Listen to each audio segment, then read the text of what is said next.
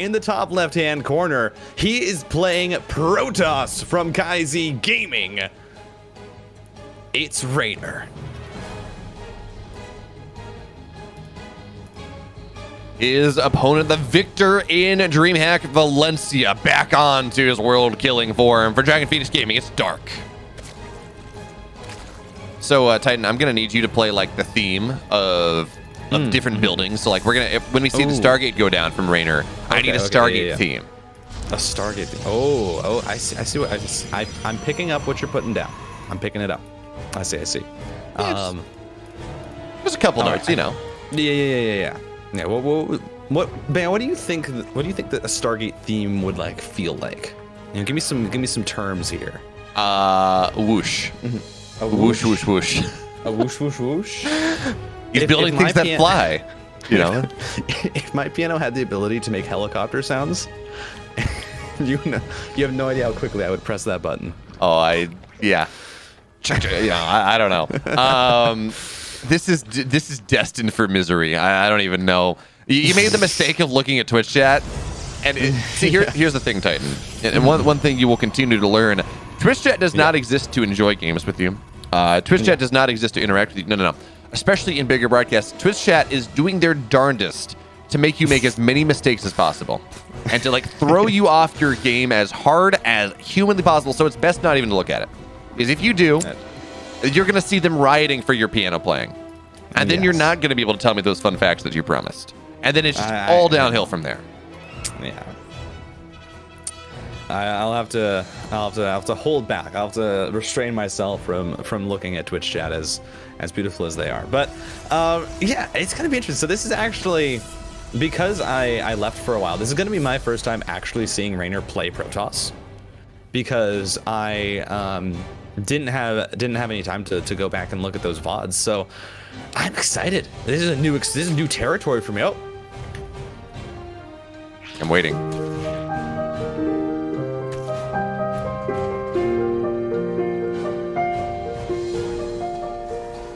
There we go. The Stargate has been introduced, although unfortunately it's playing over StarCraft music, so and you have two pieces of music fighting each other. Maybe this was not the best idea. But you talked about not having seen those games, so I actually cast those games off a replay, but still in Valencia against Solar. Reynor played a best of 3 PvZ. He won 2-0. Game 1, he played on this map. He played on Stargazers. He went for double Stargate Phoenix. He lost almost nothing the entire game, and he just dominated the map. Solar died. He did not build enough spores to deal with that one, and it was a problem. But I guess we're not going to see that coming in from Reynor in this game, or at least he does. If he does, it will be Phoenix transition or Oracle transitioning into Phoenix play. Okay, he's gonna he's gonna take the pocket third. I think this might still be Phoenix play. Yeah, I think there's a definite possibility that we do end up seeing that Phoenix play from Reynor. It's just it's really solid. Like in the current meta, we've seen Hero do it versus Zerg, and the real power of it is the fact that if you go that double Stargate Phoenix, hiding those Phoenixes and kind of surprising your opponent, you force out such a massive response that then you can transition however you'd like, really for free. You know, there's not much that they can do about it. Well, Titan, I like free things, so that may work out for the man. We do notice, of course, Dark, he's taken the triangular third. Thank you, our wonderful observer, showing us that nothing has died. Excellent. But Dark has taken the triangular third, which means he will be able to spread creep through the middle of the map. And any sort of aggressive option that Reynor wants to do, it's a bit harder. But more importantly, it unlocks a lot of aggression from Dark. And we got to point this out. I don't think this game's going to go all that long. There's a lair that's just about done. And what did Dark do to... Who was it that he played? Protoss player. In the round of 16. Oh, in the round of 16. Max. Dark. Max. Yeah. I cast that game. He just hit him with the Queen Ling Nidus. And it's like, okay, dude, have fun. So there we go. Nidus is popping down. Lings are on the way. Queens are on the way. Now, this is a little bit more interesting because it's only one attack path. Really. But we got to pay attention to what is, of course, the Overlord on the north side. Reynor's knocking down this one out in front of him. But I don't know that he sees the Overlord that is just, it's going to have a little bit of room to try to not drop a Nidus at the third. But Oracles, well, they're aware of that one. And we should see the Void Ray pop over soon enough. So Dark is just going to drop a Nidus at the front. It's the cutoff distance, but it's not really going to easily get past the wall, if that makes sense. Yeah. And I think, yeah, this is going to be interesting. We have Blink, we have the Forge on the way. I mean, Reynor just has no idea that this is coming. So this is going to be a surprise for Reynor as he's just looking for a regular Blink follow-up. And look at that. There are drones here as well. I don't even know what drone skin that is. But they're small little drone boys. As immediately, we're going to see the shield batteries come down. Additional wall here at the front. Another Nidus Swerve to get more creep spreaded forward. As the Queens are going to start to knock this down. The Cyber Core, of course, if you kill that, means that there's going to be no more Stalker production. As another Nidus is now here. More and more Queens. The choke point is going to be held here. It's just a single shield battery, but the overcharge is popped. As this third Nidus goes into that back pocket base, it is going to be denied by the Oracles. What it does mean, though, is the Oracle energy is not there defensively at the front. And honestly, Reynor's putting himself in a great spot to hold this. Cannons are here, tons of shield batteries, but now the Spines are going to go forward, and we will need a shield, or we will need a Cyber Core to be remade. Eventually, it will go down, and this whole predicated on Blink Stalker control. So you got to make sure that one is staying alive. And notice what Dark is doing here. The Lings are staying backwards. He's trying to open up a bigger hole before the Lings arrive. And there we go. Cyber Core on the way now. A little bit late, actually, in the replacement. But the Stalkers, they're still plentiful. Blink is done in 6 seconds. +1's going to be done pretty soon after that. And, you know, maybe I'm just on a little hopium here, but it does not feel like Dark has enough to make anything happen as the Stalkers, they blink backwards. But there are so many shield batteries, so many cannons, the Lings cannot engage. And it is all about the Spines and all about the Queens. But it seems, it's looking to me like Reynor's putting himself in a fantastic position to make this hold happen. Yeah, I think the real issue for Reynor is he's not going to really be able to break out. He doesn't have the cannons to support. He needs that shield battery overcharge, which is now going to be popped, but now the Lings are going to dive on forward. And he's trying to break these Spore Crawlers, but he's not focusing them down. The Lings are just trying to buy as much time as possible. A lot of them are falling. Finally, we're going to see that Dark is going to have to back on up, but the shield battery overcharges out, so that means there's no more shield battery energy to stop these Stalkers from going down to the Spine Crawlers. And so it's so hard right now for Reynor to break on out. And behind this, it was 10 more drones, 5 more drones. Dark is going to catch back up in that worker count while adding on a Roach Warren, adding on +1, and trying to get himself back into a comfortable position in this game. I mean, doesn't even matter, though. Reynor is on +1. He's knocking all the Queens down. There are no transfuses anymore. The first Spine has died, and actually the Queens, they run away through the night as Reynor holds this really easily. And because this is Stargazers, because this is a map, Oracles fly over. 3 workers are going to go down, make it 4, and that looks like it's going to be about that. He doesn't lose an Oracle. Because this is Stargazers, there really was only one attack path. So it's not like Reynor needs to break out and reestablish the third base. He has one. It looks like Oracle will die anyways. Queen's returned home. It's going to be recall on the second. But Reynor has 3 bases. He's solidly on 72 probes. Man, it's used to Reynor being a Protoss. And yeah, sure, there's no Robo. So knocking this creep spread down is going to be a little bit annoying, but you have Oracles for that. He's going to be able to knock that one for the most part. And now Reynor, he's down a little bit army supply. Fine. He has better upgrades. He has a better army. And Dark is now having to move to the next level of his game plan, but he got nothing done. Yeah. No, it really did feel like, I mean, he knocked down a few buildings, but Reynor just bid his time. And eventually when he had critical mass, was able to just go out there, break out. And now, as you said, you're looking at a Protoss who has a massive economy. He's just trying to clear up creeps so that he can take a 4th base. But he has +1 armor on the way, +2 attack as well. Robotic facility being produced. Reynor is just in such a solid position right now. And he can continue, and he can press forward. You know, he has these Blink Stalkers. Of course, you're not going to have that Warp Prism for really quick reinforcements. But the army of Dark, I mean, it is big. It is 108 army supply of Zerg, but the Blink Stalkers just fight so well against it. It's Roaches and Lings, you know. The Blink Stalkers, they do very, very well. As, ooh, this surround, though. The Blink back was a bit late, so the Zerglings are going to get a surround. A lot of Stalkers are going to start to go down here from Reynor, who just stepped a little bit too far forward. And look at Dark. He's at 172 army supply. He backs up. He's decently happy with that trade. And Reynor has to be so careful here. I don't think quite 172 army supply, but 170 total supply. We'll take that one. I mean, you know. But okay, so Reynor's actually building a Phoenix behind this. Interesting. We got to point out, though, Pathogen Glands is done. Infestors are on the way. And, well, this entire army composition that Reynor has is all about being able to, you know, be mobile. Run around, blink stocks back individually. Fungals have a lot to say about that. One is now running backwards onto the 4th base position. But the Roach bully of Dark is starting to become maybe a little bit too scary for Reynor right now. But of course he does have a charge done here. As he got, again, the upgrades are rather nice. But really the big deal is, of course, the fact that we have a Templar, High Templars warped in. I'm going to assume that is going to be for Storm eventually. We can't see a production tab at the moment. And even more important than that, he sees the Infestors. So Reynor now knows what he's running into. We're not going to see him play like Hero did against Dark in that final or in that semis where he just kind of blinks into an army and dies. He knows what's up. So Storm, mostly just about done. 3-High Templar in that, and we're going to eventually have some more Prisms. Reynor is moving to the next level, a beefier army. Immortals and probably some Archons eventually. Not just relying on these Stalkers that, again, if he fungal them, they're dead.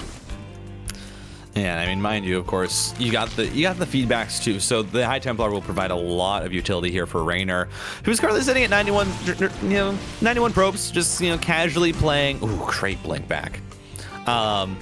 Is gonna another fungal there to knock down the Observer, but it's just casually playing this, like he's a Zerg, 91 probes. But this does mean that Reynor is just on a massive economy. He can produce as many units as he wants, and as if Dark tries to push across the map, then well, Reynor should just have enough to deal with it. He's on better upgrades than the Roach Ravager. It will catch up soon here for Dark, who's working on his +2 ranged weapons.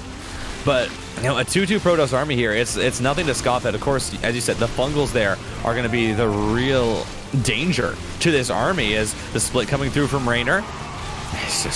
He's managing this very, very well, but I think it's just so hard to push down Dark at this current time. With the army, at least, that Reynor has. Look at these dodges, though, on the Biles. Yeah, the splits were good, and he's doing a good job that way. He's a good feedback as well, but he's dodging the fungals as they pop out. He sees where the fungal's going to go, and he blinks stocks away from it. But there we go. That's a fungal that actually Dark has been looking for. But Storm's on top of the Roaches means good luck engaging into that one. Fungal's on top of the High Templar, though. A bunch of them fall down, and now it's starting to be a problem here for Dark, or for Reynor, excuse me. Dark powering on through the Immortals, doing what they can. That firebase of 2-2, but the army of Reynor, it evaporates. He's going to just now try to trade as well as he can to try to make this as less effective for Dark as possible. But man, so many High Templar just died in that fight. The Zealot reinforcements, though, trying to get on top of things. Queen's out of energy here, trying to get on top of the Infestors as well. Reynor making the best out of a bad situation. But he just lost, what was that? 5 High Templar. No, 7 High Templar. One, he attempted to make an Archon, but jeez, that's a lot. I mean, Dark is just so good with Roach Infestor. It is insane. He knows how to find these engagements. The fungals were great. The Corrosive Biles coming down found so much value, as we're going to see some dodges there from Reynor. It's a little bit dangerous here for Dark to push down, but there are no more High Templar, mind you. So there's going to be no more Storms. There are actually 2 there that just got more warped in, but they're not going to really have the energy for those big AoE spells. But I mean, again, Reynor, he's on 92 probes, so Reynor's not really looking to win these straight up fights as much as he is looking to try and just snowball this lead, get his upgrades. He's already working on +3 and continue to build this economy when he's just mining more than the Zerg at the moment. Yeah, he's playing Zerg with Protoss. That's kind of what's happening right now. And Dark is playing more like Protoss with Zerg, so it works out. Heavy spellcaster usage, a little bit safer, 77 drones or 77 workers. But we're going to have to see really now whether Reynor's going to be able to break Dark down, because you talked about this, I think, in a previous series about how Dark is just so good, as that Knurl is going to be, well, it's going to be annoying. But notice how Reynor's kind of posturing with this. He says, you know what, I want to keep that Archon alive. I don't want you to be able to jump on top of it, so the Archon will stay alive here. Zealot's trying to get on top of things. Storm's on top of the Roaches on the right side. They're getting very, very low, and now we're going to see that all the Infestors are dead, but the Lurkers on the bottom side, looks like a couple of them have gone down. You can't go too far on the high ground here. These Archons getting so much splash damage, and Reynor, he's not quite punching through, but he's trading pretty heavily in his favor here. He doesn't break through, and the Lurkers reposition, but I mean, there's a lot where look at his bank. We can't even call this a Zest bank. It's just because he's on 94 probes and can't quite spend everything. Yeah, it's insane. Lurkers are coming through. I think Dark got a bit overzealous there. I mean, pushing into +3 Archons That doesn't go well, Beo. I don't know if you know a lot about Archons, but they kind of shred everything with that splash damage. So Dark's not taking a good trade. These supplies have evened out. Both players now sitting at 5 bases, but Reynor is the one to first take that 6th as he's working on his Stargate transition. And it just feels like Reynor right now is hitting every single stride just a little bit better than Dark, who's really right now struggling to catch up and is really just trying to get back into a stable position to find his own transitions. I mean, that makes sense. It makes sense that Dark is a little bit behind the transitions of Reynor, because again, Dark went for that Nidus timing. It didn't work at all. And Raynor's been able to put somewhat effective pressure on, not end of the world, but at least, you know, able to trade out well enough. But now Reynor, he said not only is he first to the bottom left base, but he's also got the gold. This is something that the Zerg wants to get. This is something the Zerg feels that they are owed. That is how they want to play the game. So we're gonna have to see whether Dark's gonna be able to actually dislodge Reynor from that. But the Zealots on the bottom right side, which by the way, they're on 3-2. They are heavily upgraded. That's a dead base. There's no saving that one for Dark. He's gonna find the lurkers though. And Dark, I feel like Dark is overcommitted to lurkers here. He's got 5 more on the way, but I mean, Reynor does need to trade some of his army out, but we have 2 more Stargates on the way. +1 air is just about done. +2 shields as well. Reynor, you give him a little bit of time, and this army, he just built a bunch of carriers. What are the lurkers going to do? Well, 27 lurkers. They can certainly walk across the map and try and find some value. There are so many of them, and they will shred through any buildings that they see. As Dark, I mean, this has gone undetected. I don't think Reynor knows that these units are just going to try and find this backstab, and this is so dangerous. If these get into the main base, if they start to knock down production, that's exactly what Dark is looking to do. Burrows the lurkers is going to start to knock down bases as there's the Nidus Swarm coming on through. And the ground army for Reynor, I don't know if it's going to be enough. There's so many lurkers, but the storms are good. The Zealots getting on top of everything as the Archons are pushing forward, and Reynor just finds the surround as everything is going to go down. Everything I know about PvZ says you don't fight into 27 lurkers. Like, you just don't do it on the ground. And Reynor says, yeah, well, if I have a 360 surround, drop storms on everything, and have war, I'm fine. Like, okay, Reynor. But I like that. The Nidus pops up. Dark was getting ready for the reinforcements, and it's actually like, no. You're running away with that one. That is your escape vector, because you're not winning this fight. So many lurkers just went down, and now Reynor on the other side of the map. But this is an army he kind of wants to trade with. He doesn't want to give it free, but he wants more supply because there are 5 carriers at a time on the way here, Titan. Reynor, you talked about that, but he's moving from strength to strength. Yeah, absolutely is.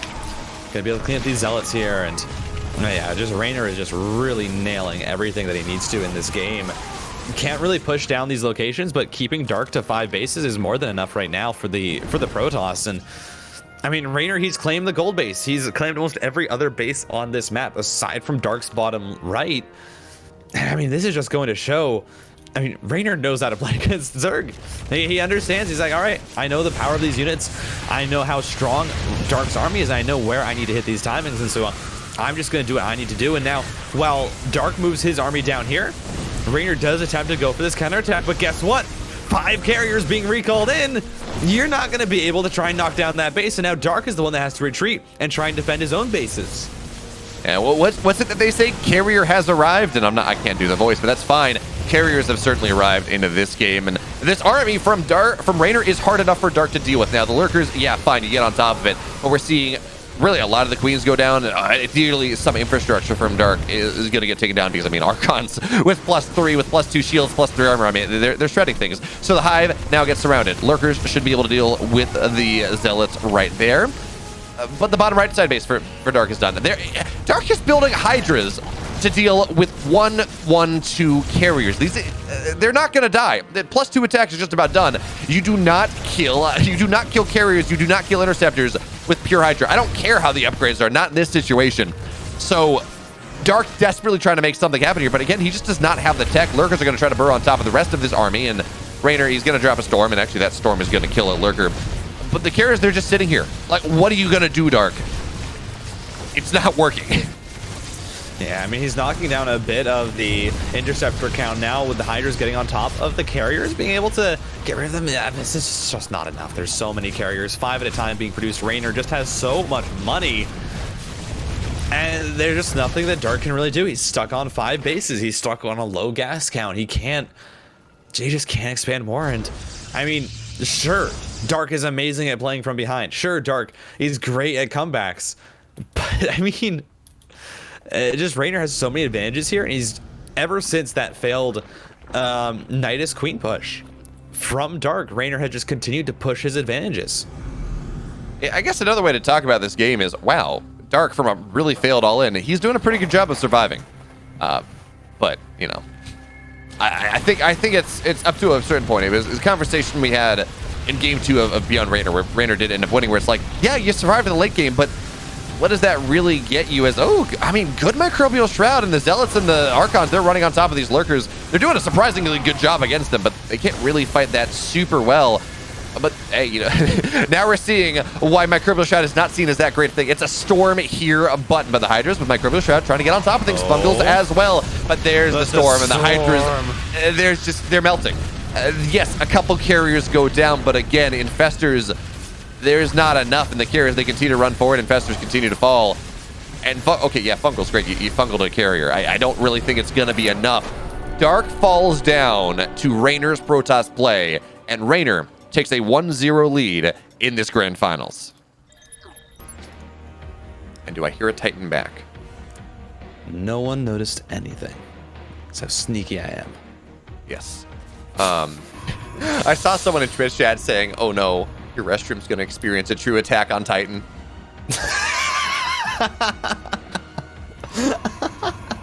You know, I named myself this, and I never thought about that. I never even considered that. But here's my question, though, actually. Mm-hmm. Yeah. Which is bigger? You or Big Gabe? Oh, that's a tough question. Yeah, you know. I think I would have the...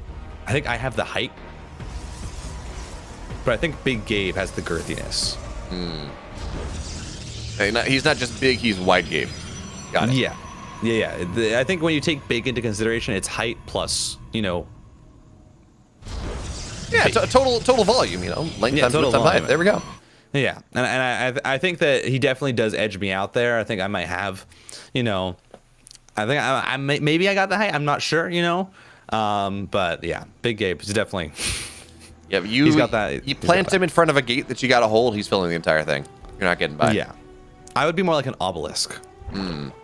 But obelisks don't move, Titan. Just kind of stuck there, which is fine because you're stuck here casting StarCraft with me for at least the next 3 games. So it makes sense.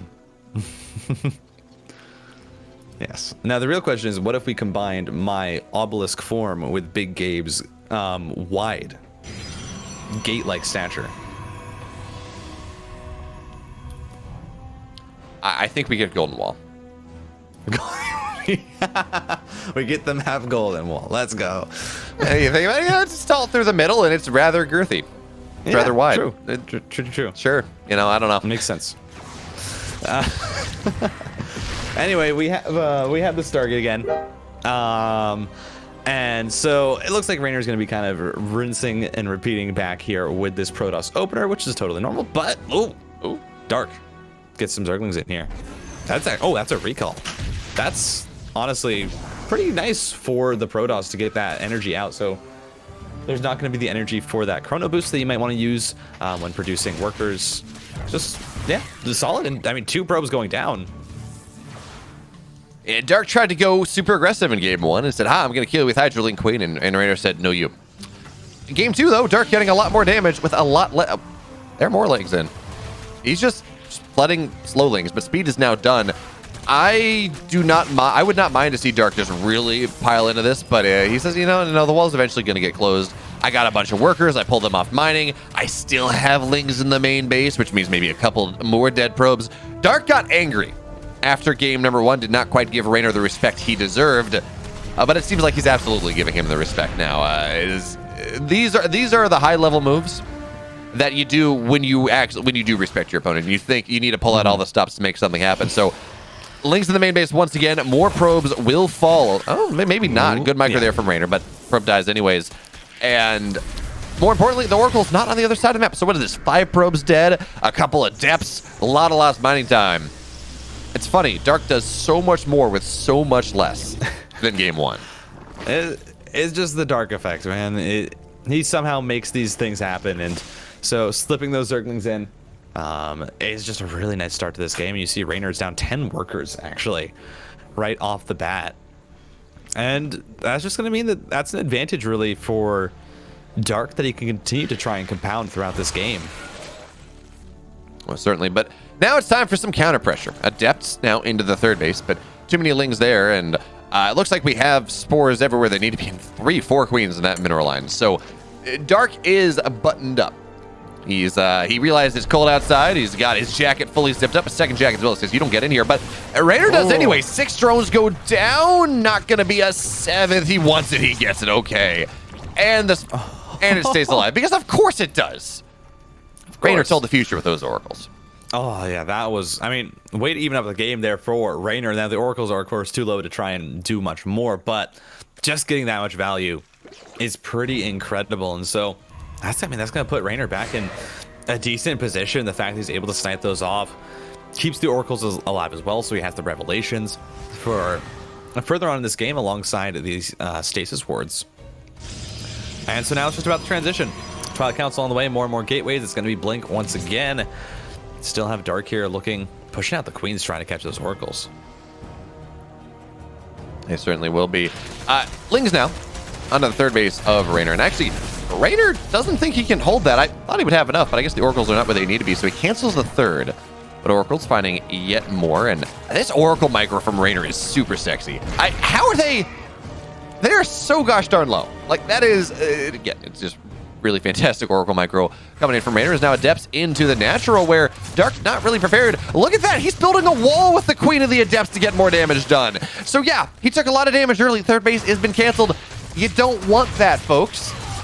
But it seems like he has the read that Dark's going all in. That is, I think, 4 shield batteries going down. The third base has been canceled. But Dark's just redroning. I don't think Reynor has the right read here. Yeah, I really don't think there's any reason for Dark to go all in. He still has 3 bases. He has a healthy queen count. He can just redrone even though he's taking this much damage. And so all those shield batteries is a really big waste there for Reynor. And yeah, I mean, despite the fact they got that much damage, the fact they had to cancel his third is just... Yeah, I mean, that's what allowed Dark to not all in. If you think about it, if you look at it, because he got the cancel. He doesn't need to commit that hard anymore. He can just be super safe. He can just re-drone, and he can look for a 4th base. He can look for an even stronger timing attack later on. So you're telling me that you know that I know that you know that I know that you know that I know that you know that I know that you're going all in. So I'm not going to go all in. Got it. Thank you. By the way, folks, if you're curious, I do have an update on things. It's not that you have to declare during the map pick ban stage for whether you're playing Protoss or Zerg for Reynor. He just declares it before the game starts.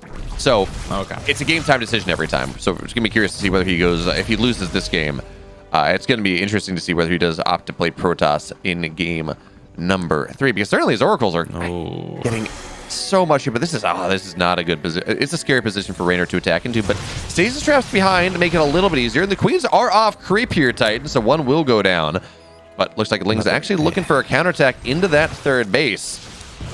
But I don't know that they're going to be able to get that much done. I mean, there are depths and stalkers and shield batteries, so now into the natural they're going to go, but Reynor is aware of the fact that Protoss, they need a wall.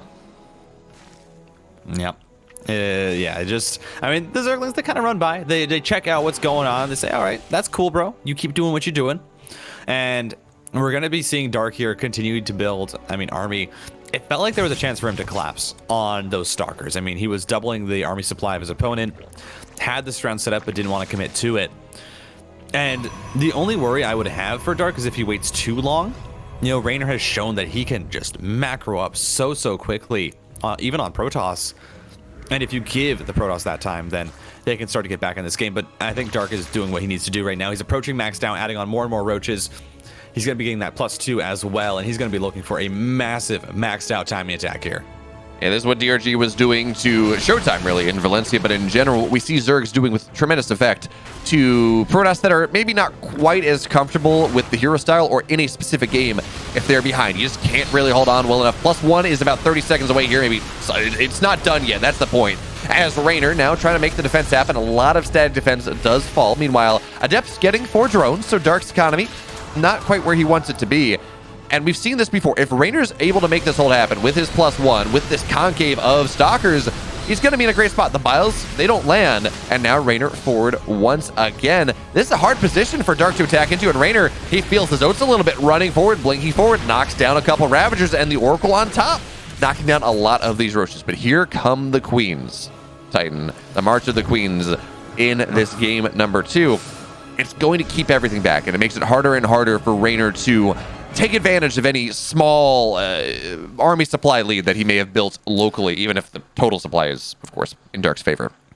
Yeah, I mean, you gotta keep in mind the fact that while the Roach Ravager is very supply intensive, not only that, but it also the Stalkers trade so well with that additional damage versus armored. So, you know, Reynor is able to fight this army pretty straight up while Dark has it split.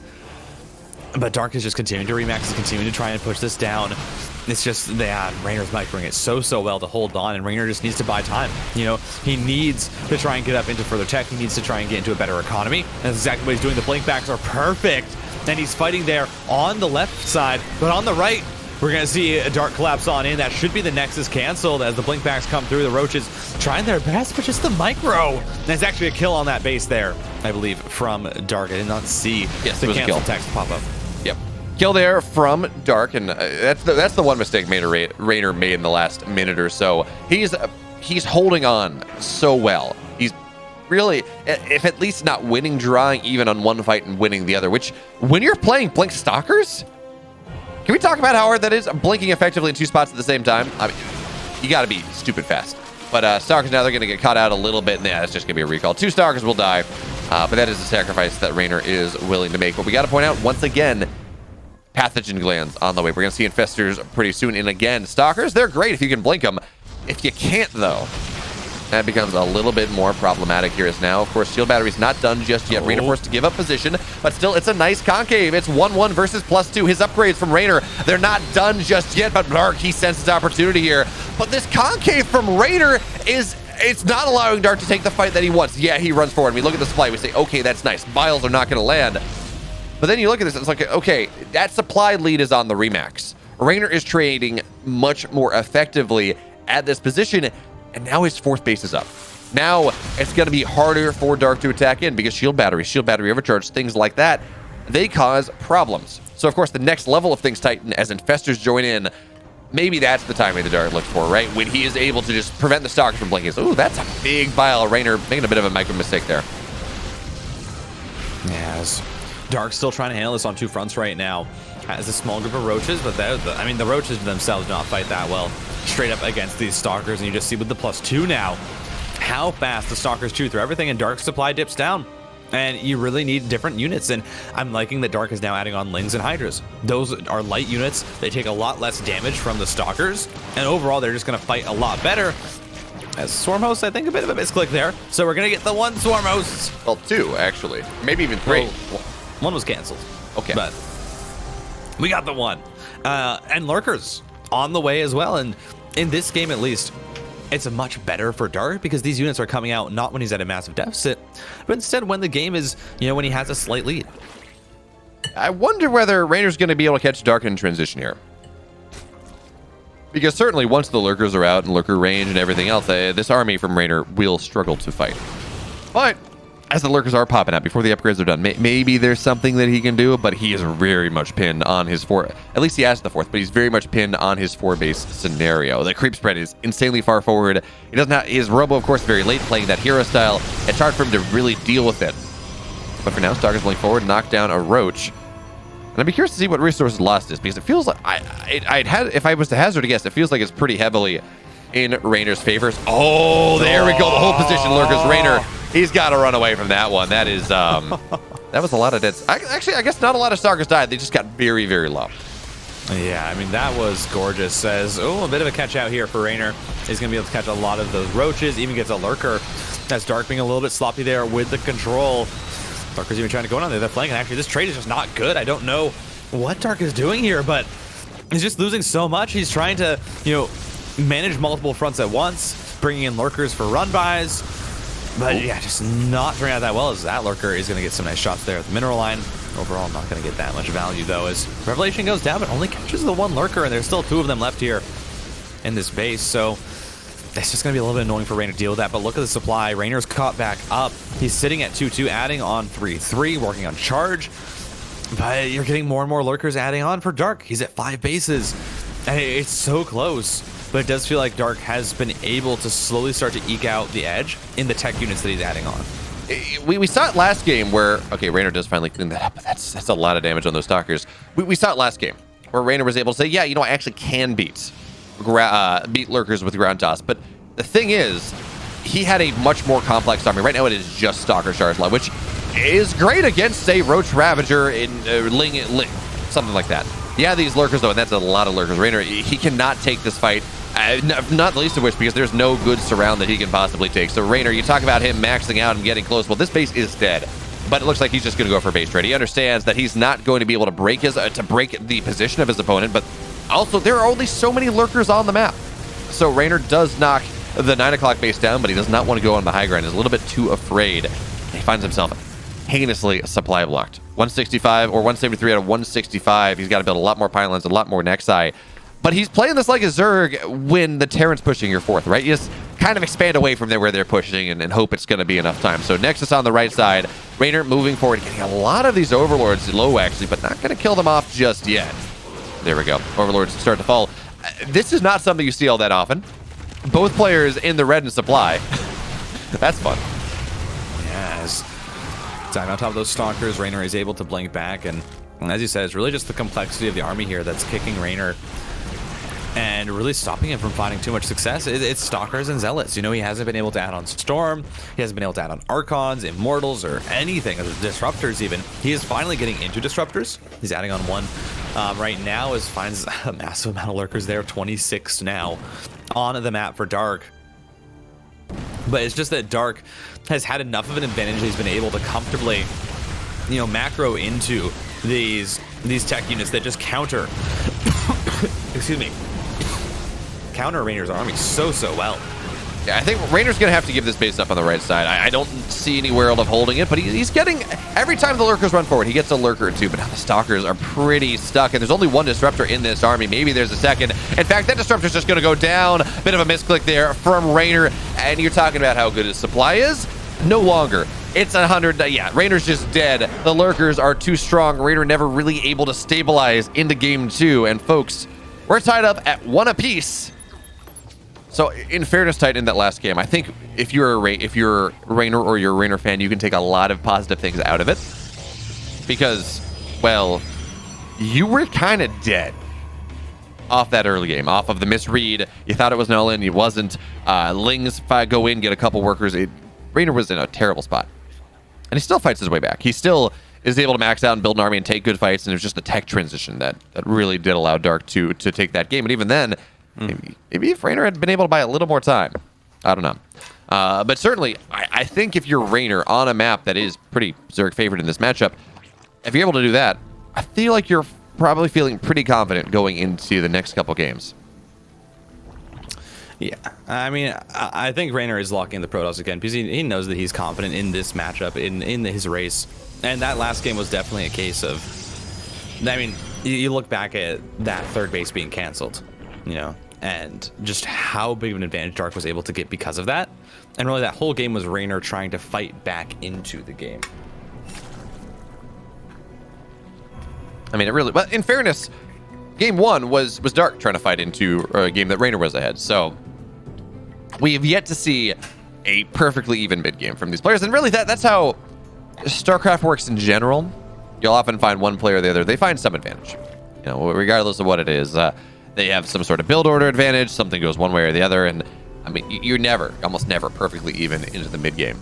But in the ideal sense, in our 5, in our 6 maybe, Yeah. Well, even then that's not fair because because of how Zerg and Protoss scale, the Protoss has to get damage done to make it even into the mid game. So I don't know.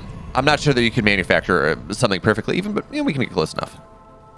Yeah, you can work on it enough. It's close. But with that being said, we're on to Moondance, and so this is a map where, again, we mentioned it before with the TVZ, but realistically, if the Terran is able to turtle, it's a very good map for them. Similarly, though, I feel like the Protoss on this map, if they are the ones that are defending, they're the ones that are defending the high ground, it feels like a map where once you get that splash damage, if you have disruptors out, if you have storms out, excuse me, it's going to be pretty hard for the Zerg to break any entrenched position that you can make on these first 5 to 6 bases. Yeah. But Reynor, he's at least doing the same thing over and over again. Well, it's the same opener.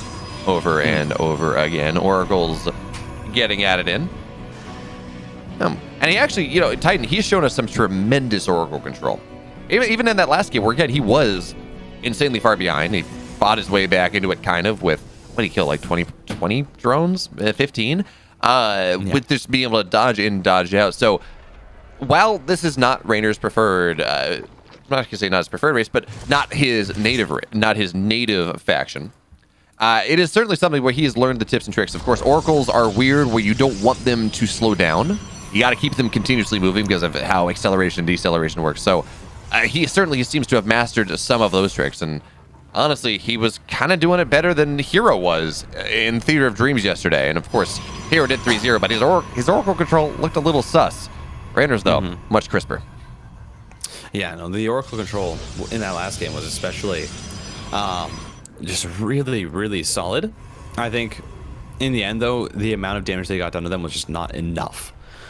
This game has not really been able to find too much success, has just been sharking around trying to look for any sort of openings, and Dark in the back of this has just said, well, I have 3 bases, may as well go for a quick 4th because I can on this map. Is once again an exposed 3rd base. We're gonna see 4 or 5, yeah, there should be 6 drones there going down. 1 Oracle though will fall, but I think Reynor's gonna be pretty happy with that trade overall. That moves from getting himself in a nice spot to pretty much losing the Oracle. Pays for getting the 6 workers, but you're not really seeing too much benefit from it. But I want to point out what Reynor is starting to do right now. We are very much seeing the impact of the Unity Team House upon the build that he is using. And it's a great idea against what Dark is doing. As Oracle dives in, and Reynor gets a couple more. 11 workers go. That is a lot of worker kills that Reynor just got. But charge is on the way. And this is going to be a charge lot Archon timing. We get 2 Archons. It's going to hit around 7:30. And it is a designed counterplay to how the Zergs have been playing against Hero style for the most part. Notice Dark has +1 melee on the way. He's got a layer. He's going to be playing heavy Lings. You go up to... There's a Scarlet version where you get 50 drones, then get 50 Lings. But in general, you do this, you get your 4th hatch, you get a 5th macro hatch. You just build a lot of Lings. It deals with Stalkers very well. But Titan, I'm going to ask you a question. How do Lings do against Charizard Archon? Beo, if I think about it really hard, I think, it's pretty close, but I do think the Zerglings get really messed up by them. Yeah, just a little bit. I mean, they get they get shredded. Friendly mutilation, I like to call it. Sure. And Dark seems to be aware that, okay, he's like, I haven't seen any Stalkers on the map.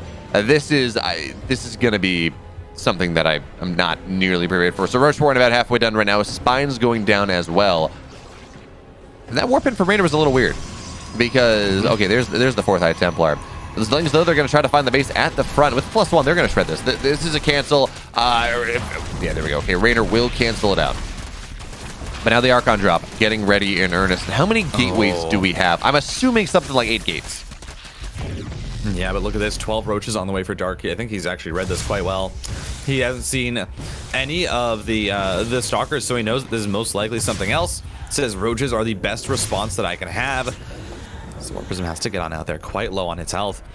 And Reynor's floating a lot of money here. He hasn't been warping in Zealots. He hasn't been warping in the units that he wants to make this pressure work. And so with that 4th base being canceled, I mean, it feels like Dark's going to be just pretty happy with how this has turned out so far. Now, the economic position for... Oh, good stasis there. What, half a mineral line. The economic position for Reynor is, of course, fantastic. He's on 71, loses a couple, but Ling's gotten to the main base. Okay. I guess Reynor does need a wall after all. But the timing that I was talking about, seems like Reynor understands that is not going to work. He sees the roaches. He got his fourth base canceled. He sees the game state. He knows it's not going to work. So instead, Storm is on the way. More Chars, lots more Archons, more High Templars for Storm. And we got to point this out. Reynor was on 73 probes, where Dark was only on like 55. Part of that is the worker damage that Reynor has gotten. Part of it also, Dark really committing to make sure that this defense is happening, because if he doesn't, Reynor just hits the warp in button and suddenly it's a big problem. I love this. Double warp prism coming out of Reynor here. This unlocks so much of the map. Yeah, the double warp prism just, excuse me, allows Reynor so much more flexibility in where he's able to position. And so now he has kind of that added double threat as, I mean, just kind of posturing on the map. Not really a lot going on so far. But we are seeing those upgrades come through for Dark, adding on the 5th base. And Reynor just really hasn't been allowed, or hasn't been able to slow down the Zerg at all. And that's even with Dark, cutting drones to defend against the potential push that never came. Titan, I would argue that cutting drones to defend against the potential push is slowing the Zerg down, but I can see what you're saying. Not enough. Not in any significant way, because Dark, he just powered on drones anyways. And look at this. 3 Dropper Lords piling in. I'm curious to see, because the Dropper Lords are not on Reynor's side of the map, so it doesn't look like it's going to be Baneling drops necessarily. I mean, we do have Banelings morphing in, but they, of course, will be a ways off. And Reynor just seems to like this. He's got the one random Phoenix on the map. And, okay, what is in those Overlords? Lingbane? I think, yeah, it looks like Lingbane. So they're going to go, they're going to try to hit a bunch of different bases at once. But again, Reynor does seem to like that one, like, safety Phoenix. It provides maybe some scouting, you get a lift on maybe a really key unit. But also, it's going to mean that these Dropper Lords are going to be pretty much a one-way trip. So that is going to be nice-ish for Reynor. Certainly, if the drop gets off, it doesn't really matter. You find the damage. You don't care about losing the Overlord or not. But Reynor's been extremely passive this game. Yeah. It's been really interesting to see just how passive he's been, because you have, of course, that 4th base that's finally gone established, and this 5th base is coming up, but Reynor has not really made any attempt to push out on the map until now. This has really been his first attempt to push out, and it's going to be with a flank also set up there. You have that run by ready to go in, but Reynor just says no. I think it's too risky. He doesn't want to push in. He's comfortable with the macro state of the game right now. He's just, listen, I'm at 85 workers. I'm getting my upgrades. I really don't want to risk attacking into Dark when he might be completely set up for this and losing my whole army. I'm a bit worried with Reynor's state, about Reynor's state, though, as he is maxed out here, and he is getting aggressive. That's good. If you just kind of sit there and turtle as Archons move forward trying to eat the Banes, there we go. That's one Archon for a literal ton of Banes. And the Storm is going to go down here as well. So nice trades for Reynor to start. Another Archon getting low. It doesn't get popped. But I'm worried about Reynor's state. Yes, he's got 5 bases, sure. But this army that he's making is not explicitly a counter to something. So you do want to get like 8 Archons and 5 Immortals to deal with, say, just deal with Ultras. Those Zealots don't get much of anything, and it looks like the Baneling drops are starting to find value. 11 probes hitting the deck, but honestly, 11 probes for 3 Dropper Lords, not the end of the world, but there we go. Now it's 20. That's 9 more, and that's the damage that Dark was looking for. Reynor's supply plummets a little bit. And there we go. Even more. I thought it was done. I saw the first set of workers go down. I'm like, okay, that's probably it, right? I guess Reynor reacted to it pretty well. No. No. No. No, but here we go. Some good storms that are going to die. The Banelings as Reynor now needs to push out a little bit more. I mean, down to 60. He's not even down that much. He lost 34 probes. And Reynor's still at the probe count that I think most Protosses would stop at to be comfortable in their macro. I mean, it just goes to show here. And then Reynor is just... He plays Zerg like Protoss. He plays Protoss like Zerg. It's really insane how it works. But again, the real issue is you haven't slowed down Dark. And Dark's kind of playing his style right now, where Dark doesn't take a lot of bases. He just gets enough to be comfortable in his tech and to be comfortable in his transitions, and then he sticks on that he's comfortable with defending. And so here we're going to see this push. So many Archons and Storms available. That 5th or that 6th base is going to be denied. And so as much as Reynor is being passive, I also feel like Dark here is being extremely safe. And I would say almost too safe. I mean, I really do like the Broodlord idea, as Reynor's got 2 fights kicking off at once. Broodlords against Immortal and Charged Lot and Archon, I mean, what shoots up there? Archons, yeah, they're not getting on top of the Broods. So that makes a lot of sense. But we have Reynor here trying to hit that timing before Broodlords are ready. So the Greater Spire is done. We do not have Broodlords on the way just yet. I don't think we don't have any Corruptors, and I didn't see any in the production tab. So Dark actually needs to trade out some of his supply to make sure that he can get to the next round of army. But as long as Reynor continues to be aggressive like this, Dark is not going to have the timing. Broodlords take a while. They take a decent amount of time to build. So if Dark tries to remax on that, I mean, good luck. He will lose multiple bases. He will lose this good position that he has in the game. A Storm goes down. Bile's not going to land here. A couple Archons run forward. Reynor needs to bring his Archons together. One will fall, and Banelings, they come crashing forward. But again, Banelings against Archons, please. And Reynor says, yes, thank you. Give me that. I'm hungry. Maybe the caster's just hungry. I don't know. But this position on the left side, it's a hard position for Dark to try to attack into. Biles are going to get the Warp Prism. That's massive. It means no more reinforcements. It means no more save on the Immortals. But even still, this army that Dark has on this side of the map does not feel like one that he's going to be able to beat Reynor's army with pretty easily. No, I mean, it's such a supply inflated unit composition with the Roach Raptor against just the extremely efficient Archons, Immortals, Storms. All these things are so efficient against what Dark has, and right now he's trying to morph in those 6 Broodlords, but he's gonna lose the 5th base, and it goes down.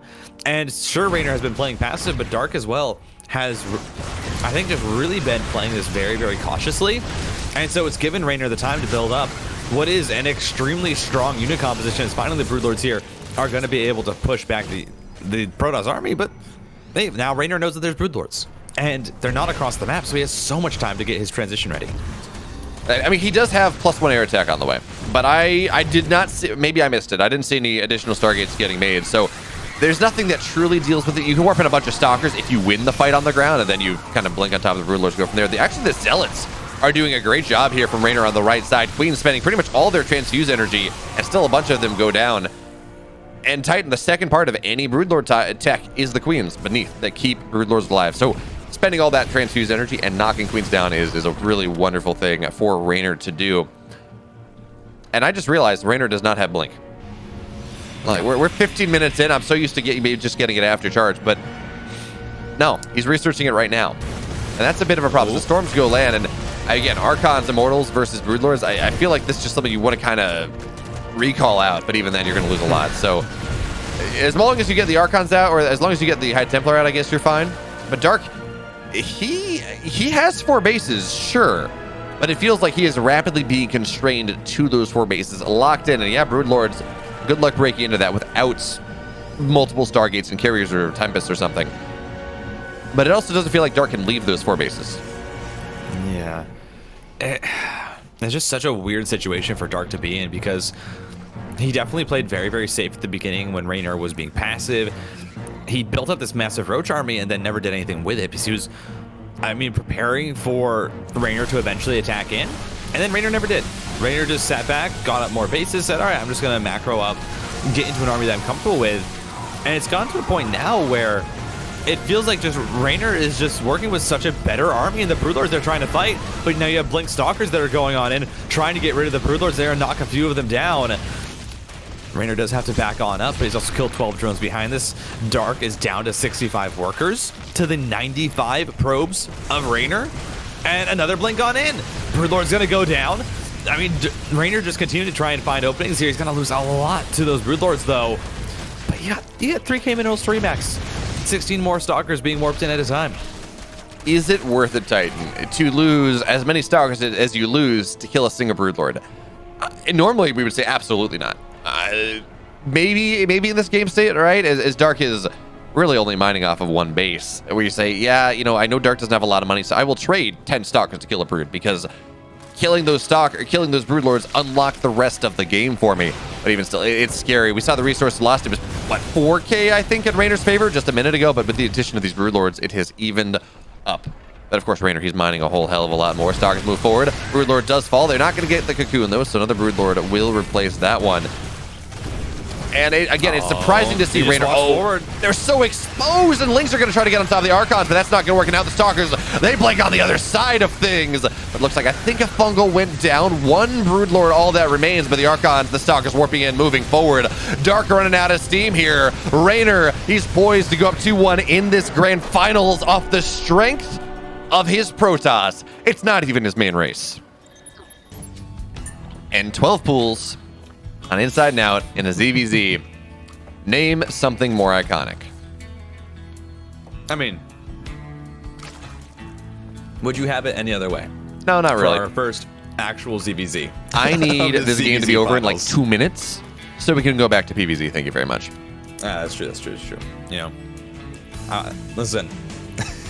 This is just iconic. Reynor says, listen, I'm going back to Zerg because I want a 12 pool Inside and Out. And yeah, makes sense. I think this is a good map for this build.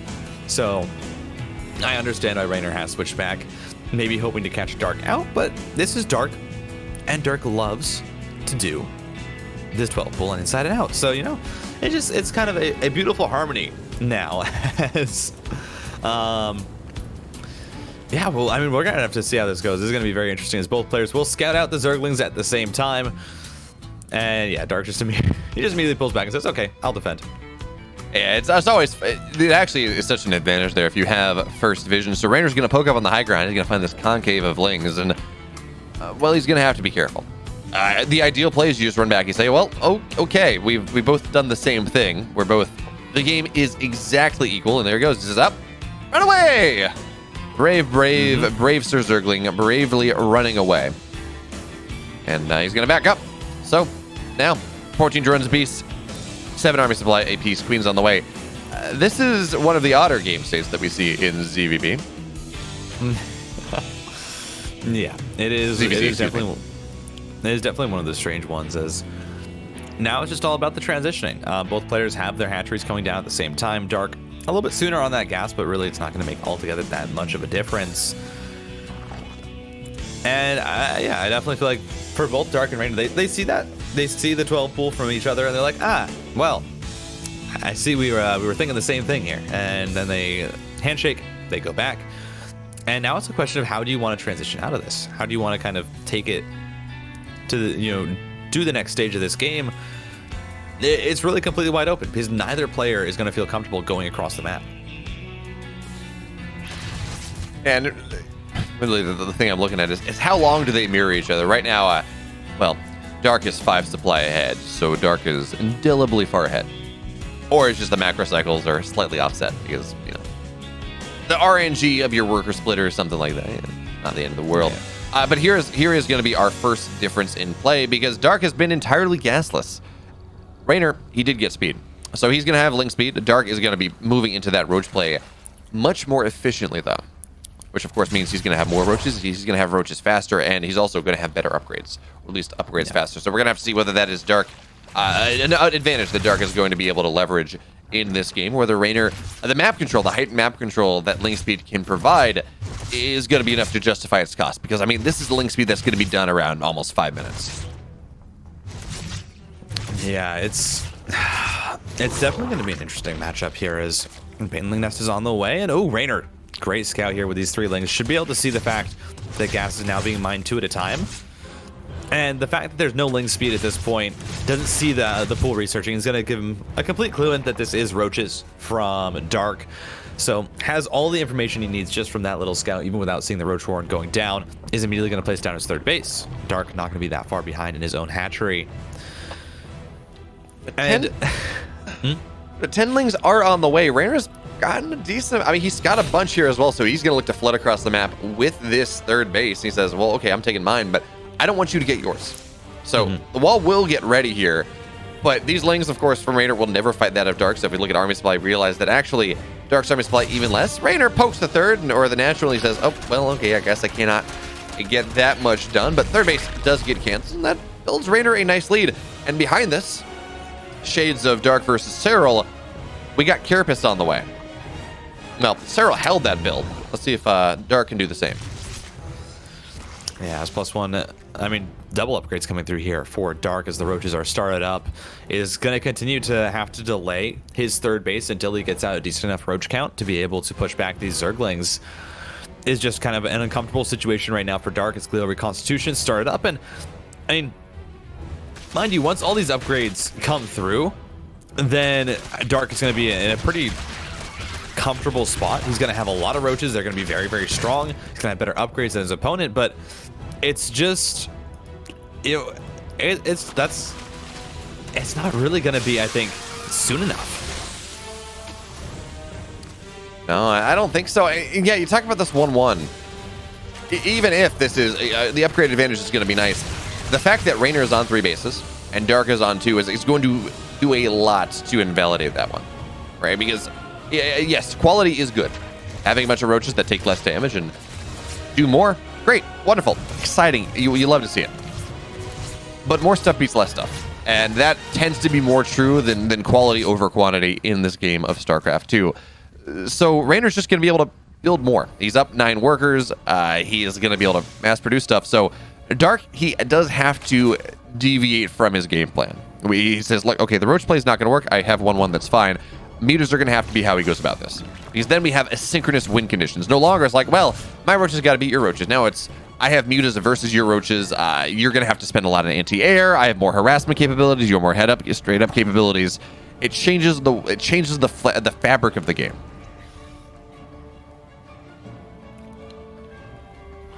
Yeah, +2 on the way right now for Dark Spire. Is going to be the follow-up here as, yes, I mean, mining off the forecasts, of course. And so the mutalist transition, of course, is really going to be what Dark is going to be trying to use to get himself back into a better position in this game, where you're hoping that Reynor is going to be caught off guard. You'll have enough Roaches to defend. You get a few mutalists that you can fly across the map, and you get that harassment damage. You knock down Overlords, and you just use this to try and get yourself back into a better position. As Dark, who I think realizes, you know, of course, with that cancel, with the slow down third base, he realizes he is just about a step behind the macro. 66 workers to 57. The army size, Reynor just has a slight advantage. So there we go, 5 mutalists on the way. I don't imagine the Dark commits too many more than that, if any more. Yeah, I'll buy that. Certainly, if they're getting +2, so he's committed a lot of gas onto this Roach count. So certainly, you wouldn't expect a lot, but maybe that's the play. You say, oh yeah, look at me, I'm doing a lot of this. It's great. But the question now, I guess, is when does Reynor look to do something? We're starting to see him full ahead, pretty heavily in supply, and again, 100% of his supply is effective against actually killing bases and doing damage. But the mutas now, they're going to show up here. The spores are not yet ready. In fact, there's only one of them ready on the map. Reynor got totally off guard by this one, so drones are going to have to get pulled away. And Reynor immediately, what do when the mutas show up and you're not ready for him? You beeline across the map. You say, I need to force these mutas home, and Reynor is doing that right now. So he only loses 4 drones. Spores on the way, and hey, you know what? Hydra Den going to pop down as well. But these Roaches, I don't know how much they're going to be able to get done. He is down 1 upgrade. He's soon going to be down 2 upgrades, but it looks like he will get the base at the very least. And the supply lead, it's saying something, but as much as we talk about more stuff being less stuff, the mutas in the sky doing a great job on the bouncing damage. Even still, the concave here from Reynor is doing a great job, but he's knocking down so many of these Roaches. His +1 is done, so it's only a single upgrade disadvantage now. He knocks down the 4th base of Dark, and behind this, Roaches and Hydras on the way. He's increasing the technicality of his army, but he's down about 30 army supply right now. Yeah, and mind you, the 4th base for Dark was faster. Reynor only just now has finished his. The Mutalists got the damage done. They forced Reynor across the map. They forced Reynor to trade into a Roach army that was at an upgrade advantage, of course. And so now suddenly Dark, he's setting up 20 supply. You know, this is I think this has overall been a great move by him, and it forced Reynor to play into the advantages that Dark already had. Now, for Dark, of course, you're going to want to replant that 4th base. I mean, the real question is going to be, though, what is the transition? You know, what is the next stage? Because you're just working out the Roach Ravager right now. Of course, that will last for a while. But with Reynor already getting into Hydralisks, you know, those are even more DPS over the back of the Roaches. You can't just fight that with straight up Roach Ravager. Maxed out versus maxed out, depending on how Biles hit, of course. But usually the Hydras will add enough damage to change that fight. So what is Dark's plan? You know, you have the Spire, but you don't really do a massive Muta switch at this point. So what's the plan? Well, Infestation Pit on the way for Reynor at the very least. He's going to try to go into Lurkers eventually. But as to Dark, I think the answer is get more stuff. All right, he's sitting here maxed out. Mutas are flocking around, but Dark, he's just trying to go for a great big attack, take advantage of that timing. And Reynor triggers the fight a little bit early. He says, hey, let's not fight in this concave. Here we go forward. So he pulls the roaches forward into a concave of his own choosing. The Biles are going to not really land here. Hydra's not really joining the fight just yet. +2 attack. Not ready here for Reynor either. So Dark trying to take advantage again of his superior upgrades. Moving the right side where the Hydras are. But the concave from Reynor, rather nice indeed. The Biles landing on the backside. Muta's now joining the fray because the Hydras, they're all gone. And Reynor, he's trying to collapse this concave, but the upgrades, the Mutas, the Biles, they're saying everything. And Reynor, that attack, the Mutas have won Dark this game, forcing Reynor into an attack that he did not want to make. Now the third base is dead. Reynor is dead. And folks, 3 maps remain. Dark tied up 2-2. So does this go to 7 maps?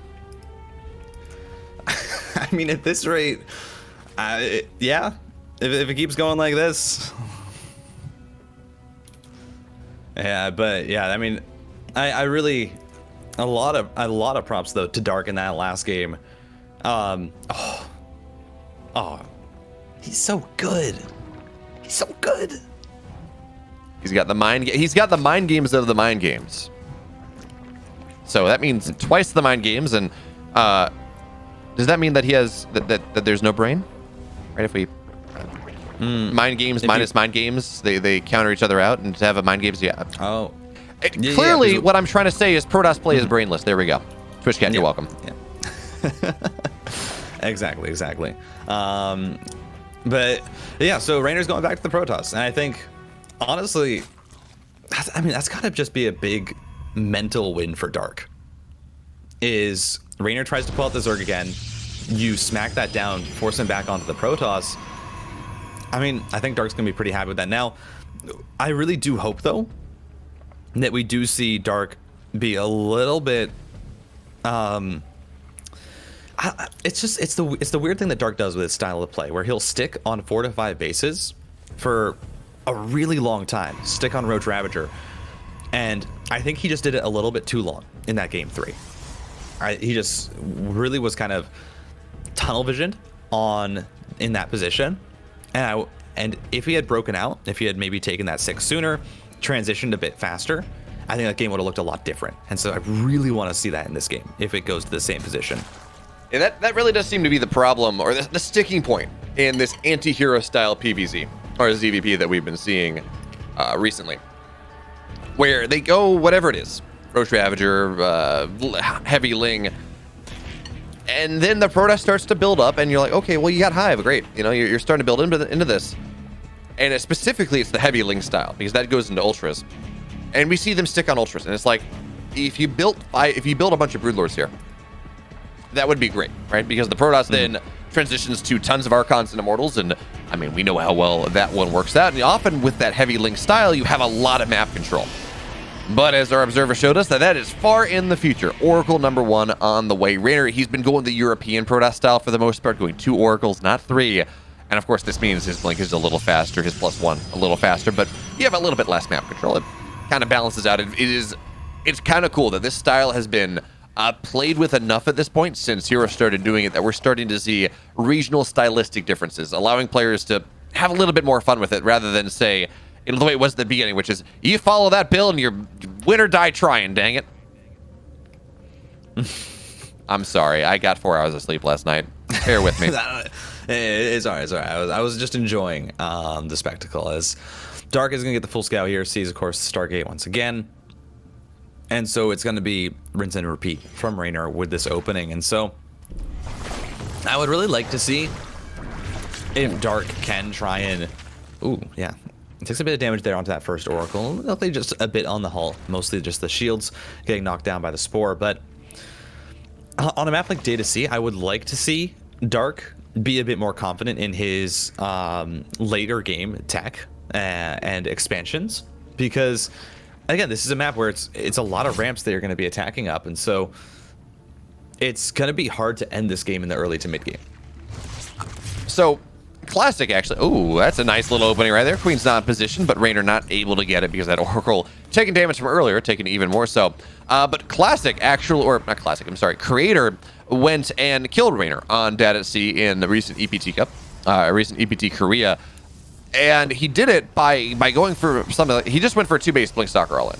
No, sorry, that was a different map. But anyways, we're seeing Blink Stalkers used for all-in setups more than just macro setups as Oracles fly in. Of course, this is triple Oracle now. Another Oracle gets low, but Reynor's okay with that. He's killed, I think, 6 drones, and he hasn't lost a single Oracle. He has the one low one defensively, and the Queen will not be able to chase this off creep. So there's a powerful position kind of on the right side if you can knock the creep down where you can occupy that ramp and make it hard for the Zerg to aggress. But Dark's doing a great job of spreading creep past there very quickly, so even if Reynor wants to push through there, not going to be all that effective.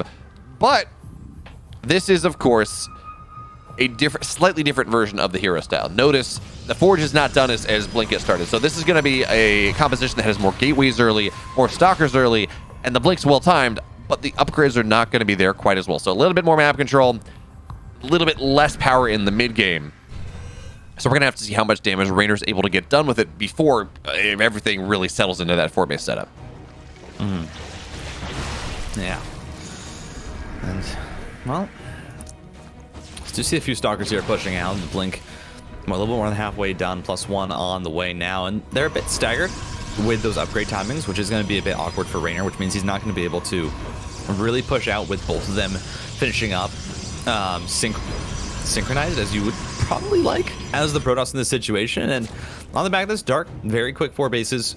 Getting up into Roaches once again, adding on the +1 melee attack so we can get Lings. And honestly, I like seeing the Lings as the response. I think it opens up a lot more kind of options for the mid to late game with just the Zerglings. And so we'll see what Dark's overall plan is, if he's just going to try and go with what has been working with, or with what he's been doing for, I mean, the past 3 times that Reynor has played Protoss. But again, I am withholding my hopes that I'm not going to get too ahead of myself here in trying to guess how Dark is going to approach this. Yeah. It's a long day. It's okay. We're about 7 hours in. It's early morning. Yeah. Storm now halfway done for Reynor, and you talk about how Dark wants to approach this. Well, he's kind of showing us the way he wants to go. Second Evo Chamber on the way, importantly, Infestation Pit. So this looks like it will be that Ling into, I was going to say into the Ultra type attack, but I think Dark has realized that Ultras are pretty counterable. We see Zergs get stuck into that too much. So Hydrogen halfway done. We're going to see Lurkers pretty quickly coming out of Dark at this point. But Reynor, again, we're seeing, it's kind of interesting seeing this meta evolve in the series in general. And we have like 2 metas, right? Because we have the ZPZ meta, but also the PVZ meta. Meta evolve in this series overall, where both players are starting to become a little bit more reticent and more reticent about moving out and engaging with their opponents, because it's starting to feel for both these players that he who gets aggressive kind of loses the game, up until like if we're hitting a certain timing where, okay, it's a bunch of Charge Light Archon or Storm or something, as that Stasis Trap will get triggered. But the big deal, if you're not going to be aggressive. Now, one of the benefits of the Blink Stalker play from Reynor is or from a Protoss, it provides scouting. You have a good idea what the Zerg is doing because you can just kind of see it pop out of their eggs. Because Reynor is not doing that, he's just kind of hallucinating the edge of things. He is, I'm not going to say he's the wrong read, because this is an old school way of dealing with Lurkers. But he's building a lot of Phoenix. Actually, no, I think he does have the wrong read. Look at those cannons in the bases. He thinks this is a muted transition. And it is absolutely not.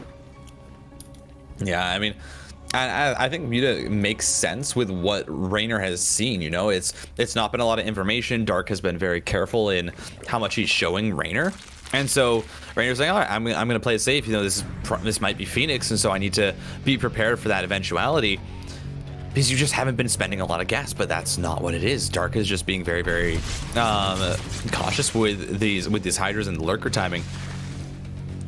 I think this is potentially really, really bad for Reynor, because he might just stay on these 4 bases, try and build up a counter to those mutas they thinks is coming, and then they never come. And he's stuck on 4 bases when suddenly you're looking at, you know, this 5-base Dark, maybe even adding on a 6th hatchery eventually. Well, that's going to be a nice little bit of Oracle harass. A couple workers will fall. But I feel like if I'm Reynor, I'm starting to put some pieces together here. It's like, well, I've been in your main. I saw there's a hive. I saw that, of course, there was. I didn't see any Spire there. We got lurker drops, folks. And this is going to be pretty good for Reynor. He's gotten a decent Phoenix gun. He's like on, I think, 4 Phoenix. And that means these Dropper Lords, if Reynor finds them out, what are they going to get done? Really not a lot. And actually, okay, it's not gonna be lurker drops anymore. I got excited. It looked like it was gonna be a lot of fun, but no, it's mainly drops as we expected. Lings come piling on in. Storms on the Lings though, and yeah, stormy weather, runaway Lings. You gotta get an umbrella for that one, and unfortunately Lings, they don't have hands, so they cannot hold umbrellas. The storm's getting dropped down on the lurkers as well. Roach is trying to drive on in, but there we go. That's what the Phoenix are for, lifting up all the lurkers. StarCraft's doing what they can. The storms are massive, Titan, and he forces everything back. Reynor stays maxed out throughout the entirety of this. Meanwhile, Zealots on the other side, getting a little bit of damage done. Lings are going to be able to react to that one, but this was a massive moment here for Reynor. As we said, he who gets aggressive loses. Yeah, I mean, he was hacking into a completely ready Reynor. He brought the Phoenix over. They were in the main waiting for something else, but hey, they can come over. They can get liftoffs onto those lurkers. The storms, there were just so many of them available, and now there are so many Archons available for Reynor that he's just going to push down into the middle of these bases, and I really don't know if there's much left here for Dark to try and fight back in this game. That's just it. It's one move, and again, this is what I'm saying. Dark, he plays on such a low base count. He plays in this way where he's trying to almost match the Protoss, and that just means when one thing goes wrong, and if it doesn't turn into a scrappy game, you might just end up losing. Now the Bailey drops are nice, and they've killed 14 workers, and actually Reynor short on detection a little bit, but I'm not sure how much it really matters. Yes, 21 probes have died, so that's nice. The lurker runs by into the naturals. Dark is creating chaos. But Dark has effectively, he didn't lose his third base, but effectively kind of lost his third base position. Lurkers are gonna, well, Oracle knocked that lurker down. The drops are now dealt with. And Reynor's lost 23 probes, but actually he's lost a little bit more than that. He's still on 86 workers. Like, he's chronoing out 5 probes at a time. He says, I don't care. It's gonna be okay. Dark threw a pass out to him. He says, hey, you know what? We're going to engage in this game we call PvZ. You know, you toss me the Frisbee, I'll toss back. And Reynor just goes, he slaps it down. He says, no, we're not doing that. We're not playing this game. And now, I mean, what can Dark do? He's down 70 supply. Lurkers are good, but are they that good? Yeah, I mean, 10 lurkers only as well. They only have +2 versus the +3 of this Protoss army. And even behind this, I mean, Reynor's taking a 5th. He's getting a fleet beacon. And, you know, Reynor just really using Protoss. He's saying, yeah, you know, I sat on 4 bases. I got ready, and then I took my 5th when I needed to. I wasn't too greedy, you know. I was just as greedy as I need to be. And Dark right now is just, I mean, in shambles. 5 more lurkers on the way. He's trying to rebuild the Ling Hydra. And I just do not see a world where he's able to comfortably get back in this game unless Reynor pushes into him and, you know, voluntarily throws away his army. But I'm pretty sure he can remax everything that we see on the screen right now. Reynor knows better than to push into a turtling lurker player. He has, well, first of all, we know he's lost that in ZVZ, but he's also done that to many Protoss in ZVP. So he knows exactly how problematic that can be. He says, yeah, Dark, be on 4 bases. That's fine. I'm dropping 5 additional Stargates. I'm gonna have 6 Stargates. It's gonna be a good time. I'm gonna build 6 carriers at a time. And Dark is just not gonna have a response. I don't know if we have any infestors on the field, and yeah, Hydras are being built more and more. +3 armor is on, or +1 armor is on the way. But we're gonna have a +2 carrier timing. I mean, Hydras do not fight +2 carriers. Not really. Although Reynor actually, he needs to sacrifice some of his army. He's kind of maxed out. And that means this transition is he's gonna struggle to make it a little bit. 87 probes and a maxed out army. Yeah, it is just terrifying. You know, this is just Reynor. He just macros up like a Zerg on Protoss, and he's at this massive economy, so much money, so much gas, and he's containing Dark. He knows exactly what he needs to do to stop Dark from pushing out. And once again, we're in a similar situation to game number 3, where Dark is stuck on 4 bases. And Reynor is continuing to build a stronger and stronger army that will just get better and better. You know, Archons, adding, you know, like Stalkers, Storms, and he blinks in, gets a Lurker, and he can just replace those Stalkers that he loses. All right. So we have 8 stars. Reynor's going to be able to build 64 supply at a time if he builds a bunch of carriers out of this. He's going up to 8 Stargates. He can remax in one. He can effectively remax in one production cycle. Off carriers. Yeah. Why not? Why not? He's got the money for it. Reynor says, listen, hey, I've seen other Protoss. I've seen them lose because they don't have enough Stargates to remax their air toss. And I'm not going to fall prey to that. And so, you know, 8 Stargates. Just, you know, it's what would you call it, I suppose? A gathering of Stargates? A flock? Not a convocation. I don't know. There's a word I'm thinking of, but I cannot remember. That's fine. Link is on the right side. Will be mostly dealt with. And now Reynor is fully splitting this map. I don't know what we have done to deserve this treason. The Zerg playing Protoss going late game to inflict the pains of late game PvZ on the Zerg. He's like, look, I've had to deal with this. You know, I've had to suffer. So now I'm gonna make you suffer here as the army rolls forward. And again, these traits are good for Reynor. He does not want the army. I mean, the army he has is good. Don't get me wrong. He can't fight the Lurkers. He does not, for the most part, want the army that he has. So as long as he takes somewhat cost-effective trades, you know, you kill off a Lurker or 2, maybe you kill a Queen. As long as it's not just trading your entire army off at once. Reynor's gonna love the opportunity to build 5 carries. He's not even building all. He's not even using all of his Stargates, Titan. Like, he still has 3 more. Yeah, this is Reynor with the moment. It's like, you think this is all my power, but little do you know, I have 3 more Stargates. As he's working on his +3, +2. What is that? That's that Lurker was struggling a little bit.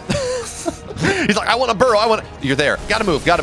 But there we go. Six carriers on the way at a time. A solid, 48 supply in production. There we go, Reynor. He's maxed out, but again, supply's not super relevant at the moment. How many Lurkers do we have? Look at resources lost in this game. Oh. This is soul breaking for Dark right now. Like, this is one of those games where you're playing and you're like, I got a shot. And then you realize that your opponent had every base on the map and a massive bank, and the carrier transition was just incoming, and he just didn't know how to get rid of his army. It's like, yeah, okay, I thought I was in this game. He's not. Yeah. This is okay. There's a fungal on the interceptors, and that's nice. My Cripple Shroud doing what it can, and 11 probes have died. But at this point, Reynor's happy to lose 11 probes. He says, "Yes, more supply for carriers." There we go. That's what I'm looking for. Another fungal though. Did you expect that, Beo? Is that he would land 2 fungals as the storms come down? Yeah, Reynor just breaks this position. It's really not even a struggle. He's just built an army that counters everything that Dark wants to use, as Spore Crawlers are trying their best here, and they are cleaning up a few of the interceptors with feedbacks onto the rest of the energy. Lurkers are brought over, and hey, Lurkers, they can clean up the ground, but, you know, it's also almost a 7k bank, so 11 Zealots are warped in, 3 Stargates of the 8. Very active. Seems like Reynor, he did have a bit of a fungal infestation, but as we all know, he got some gold bomb. He tapped them all over the interceptors. He got some more. And now Reynor, on tournament point, going to 3-1 with his Protoss, losing the only Zerg game that he has played. I think Reynor should play, we should have some 2v2 tournaments where Reynor is playing both Protoss and Zerg. Ooh. I really want to see Serral's Terran versus Reynor's Protoss. I think at this point, because as I'm given to understand it, Serral is not practicing his off race as much as he used to. Okay. So I think it would just be Reynor kind of winning, much like Reynor playing PvP versus Scarlet or something, where she doesn't play Protoss as much anymore. As cool as that would be. Yeah. As we thank our observer showing us I'm going to assume those are the Xel'Naga. It would make sense now. I don't think it is, but it's statues of a proto hybrid or something, you know, whatever. Yes. Yeah. Yeah, we'll go with that. We'll go with that. Stargate on the way for Reynor, as we're going to see the probe here knocked down on our very... All right, I mean, it is a Protossy map, though. This is, of course, I think this... I'm trying to remember what tile sets these are, because I've kind of recognized a few of them from the maps that they're from. And I know that the kind of the Protossy stuff is from Alarex Protoss, whatever they're called. I don't remember off the top of my head. Those ones, the red ones, the red Protoss. I have Nephilim in my head, but that's more of a Diablo thing. Yeah, that's. You say there's a Protoss map, but I mean, have you seen the doodads? This is a map where Protoss get this is a map where Protoss get sacrificed. Yes. Like, this is not happy. This is not exactly a happy place for Ewoks. Exactly. Well, no, the Ewoks are the ones that did the sacrificing. Yeah. You see, they're dancing on the side of things, and we see the sacrificial altars. I mean, yeah. This is yeah. This is Endor Part 2. Yeah. I remember I initially when I was looking at this map, I was like, oh my god, there's Ewoks. And I was baffled by it. But yeah, there's also, like, if you look at the actual maps, there's a ton of fun little Easter eggs on all of them that are really, really cool. But so far this game, Reynor actually has not gotten too much damage done. The first Oracle tried to dive in, didn't find that much success. 3 queens here at the third. Again, doesn't matter. There's a lot of HP on those Oracles, and they're actually going to manage to find themselves 6 and a 7th. And hey, I mean, again, Reynor, he's going up to 3 Oracles, so trading off 1 for 7 drones this early in the game, yeah, you're pretty happy with that. Yep, that certainly warrants buying another one. But yeah, it's worth the investment. Maybe you get it a little later. And one thing I want to point out, I think it was game 1 maybe, but we did see Reynor do it. Often in these games, we'll see Protoss players go, and in the mid game, they'll say, you know what, Oracles were great. I'm going to start building them. Then they start continuously building Oracles back into it. They go to 5-6 Oracles. It just gives so much utility, especially against this Ling style. But notice Dark is doing something a little bit different this game. It's not going to be Ling Roach. Oracles dive in once again, it looks like. 3 workers will continue to fall.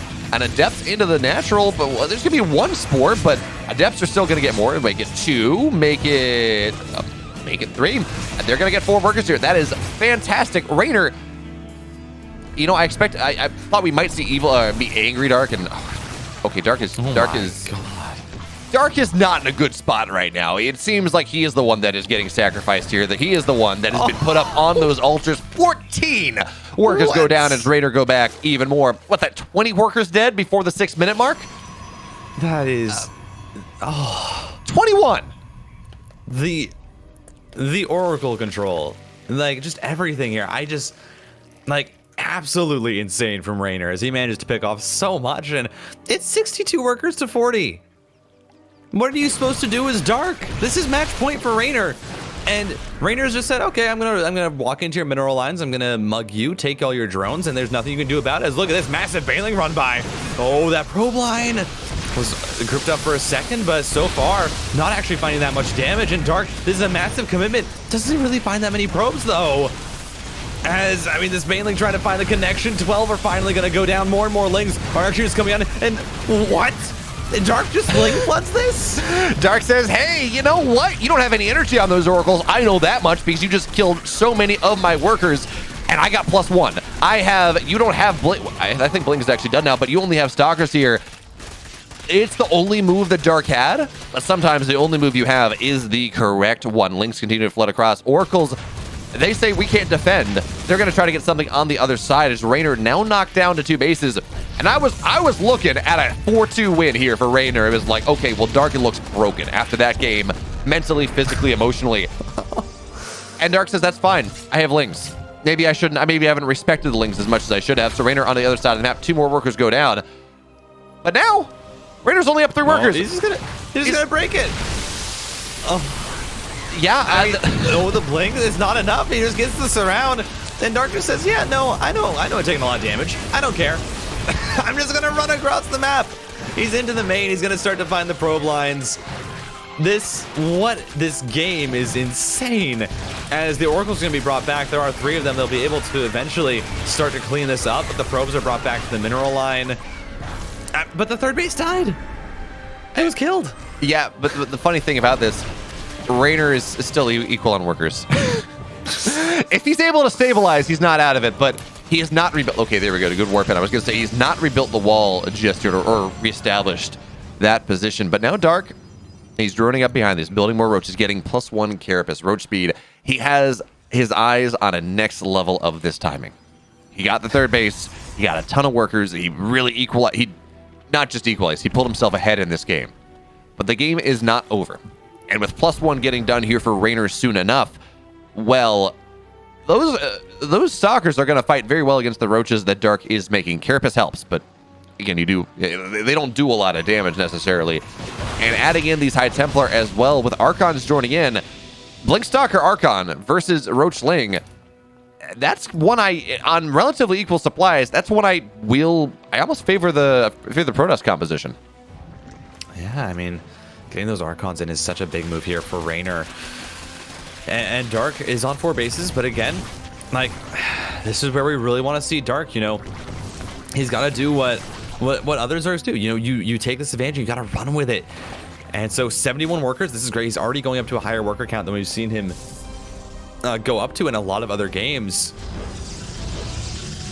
He's going to be approaching 80, and I mean, this is looking like a position where he's going to try and take a 5th base, which is, I think, exactly what we want to see right now from Dark, is get that 5th, continue to macro up, and then approach. I mean, even just a macro hatch at this point would be great, just to start to approach that 180 supply maxed out roach push. You say that, but we're talking about the 5th base at least. This map is very hard to get a 5th on.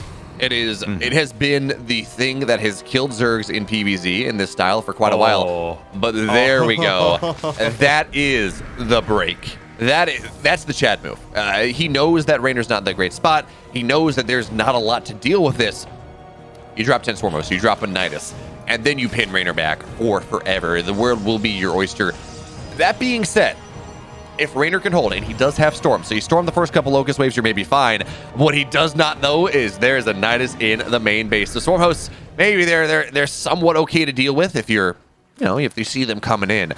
But Swarm hosts into the main base? And the Chad move is, of course, to drop the Locust into the 4th, but that's not going to happen. Now the Phoenix is going to find this up. All the Locusts get dropped. Swarm hosts run back away. Probes are going to get pulled. This is a dead Nexus. I don't think there's going to be much saving that one here. And Reynor again chronoing out Phoenix. He's going to cancel that one. He thought this was going to be Lurkers. It's not working out. But the Nexus, actually, it's going to stay alive here. Good lifts. Shield battery overcharged, Titan. It's a good thing. Spell. Yeah, that's a very, very good spell. But we're going to see more and more of these Night Swarms pop down. More and more of the Storm hosts start to try and go into these mineral lines, start to try and snipe things. And as long as this pins Reynor back, there is just going to be free damages. That's going to be a pylon still going down, even with the storm energy used. I mean, yeah. In fairness, losing a pylon, really minimal damage. You're very okay with that if you are Reynor, because this army that Dark has, it is fantastic so long as it keeps Reynor back on his side of the map. It is not an army that fights if Reynor decides to get active. Not really. Especially considering Dark is at 75 workers. It's actually, you talked about how it's nice to see him go higher in drone count. It feels like he's over-droned for the actual game that he has made. Is now Locust on the right side. I think we probably still have storms there ready. So that shouldn't get, plenty of storms. Oh, but Reynor, is he paying attention? Reynor. Storms go down, but snipes off a lot of those High Templar, forces the morph into the Archon. And that's a big move there for Dark. That's so much energy that was just now just gone.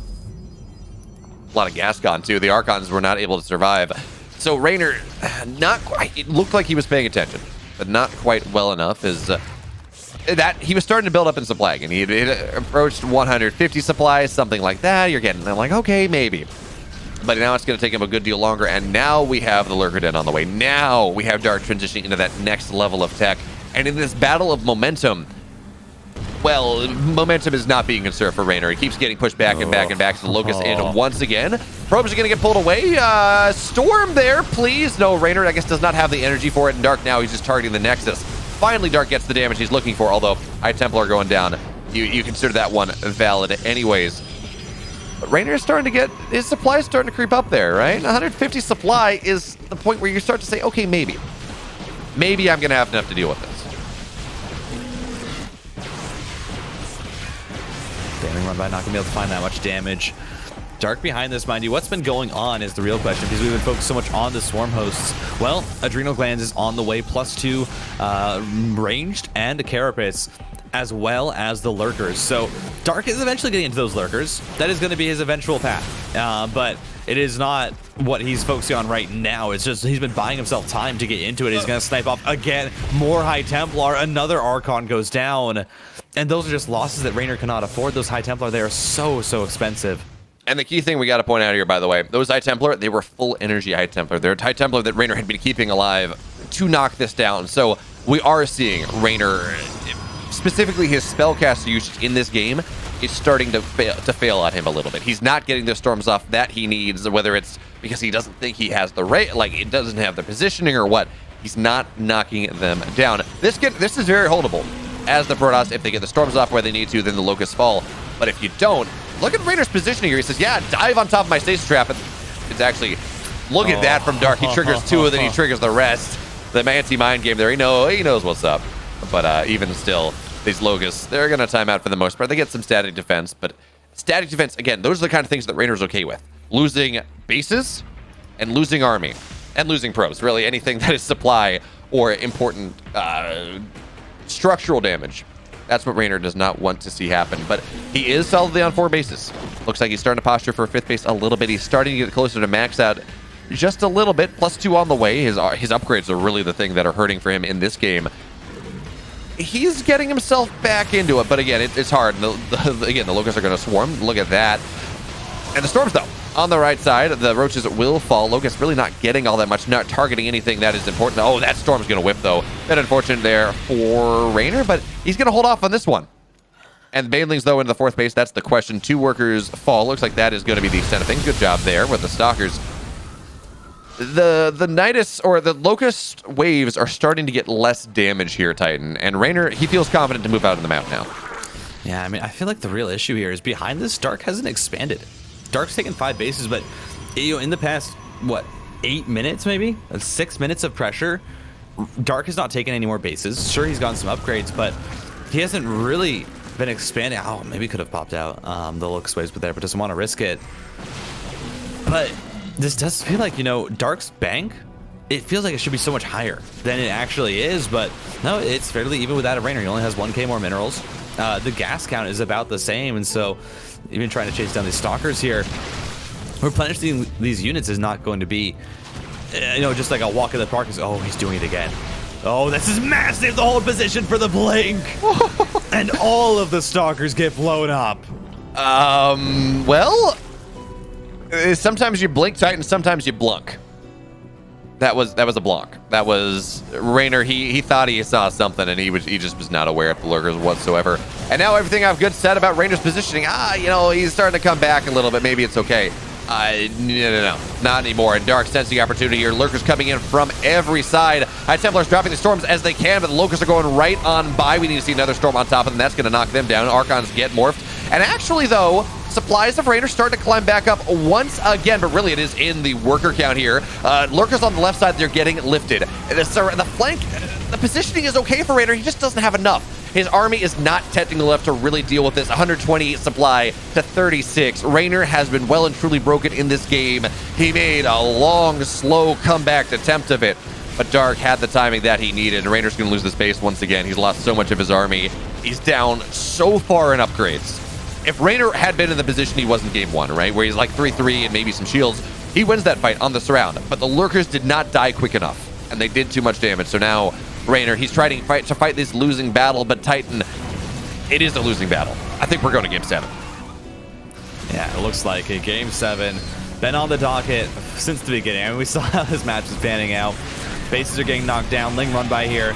But with the Adrenal, just going to be able to shred through that. Although, hey, the Stormos here getting caught out would be pretty massive. Dark having to bring in a few units just to distract so that he can get those away.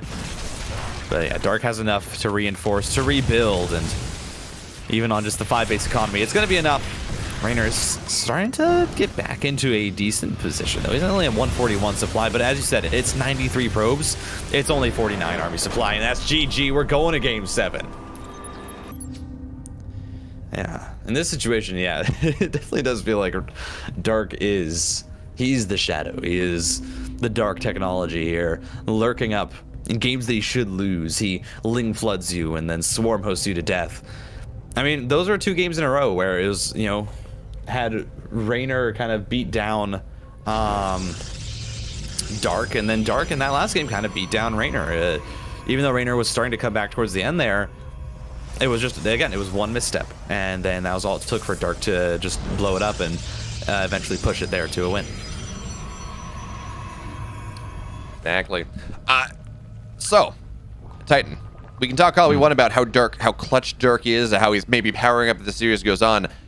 Where do you go if you're Reynor? We've seen him be very successful, and honestly, he got enough damage to kill Dark in that previous game, and then Dark said, haha, Ling flood.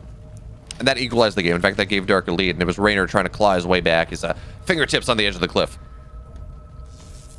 Do you do anything different? Do you go hero style? Do you go Astrea style with that charge loud and Archon idea? Do you throw adepts at Dark? I don't think Reynor does. I don't think Reynor even plays the adept style, so I don't think that's the case. But how do you change things up here in Game 7, if at all?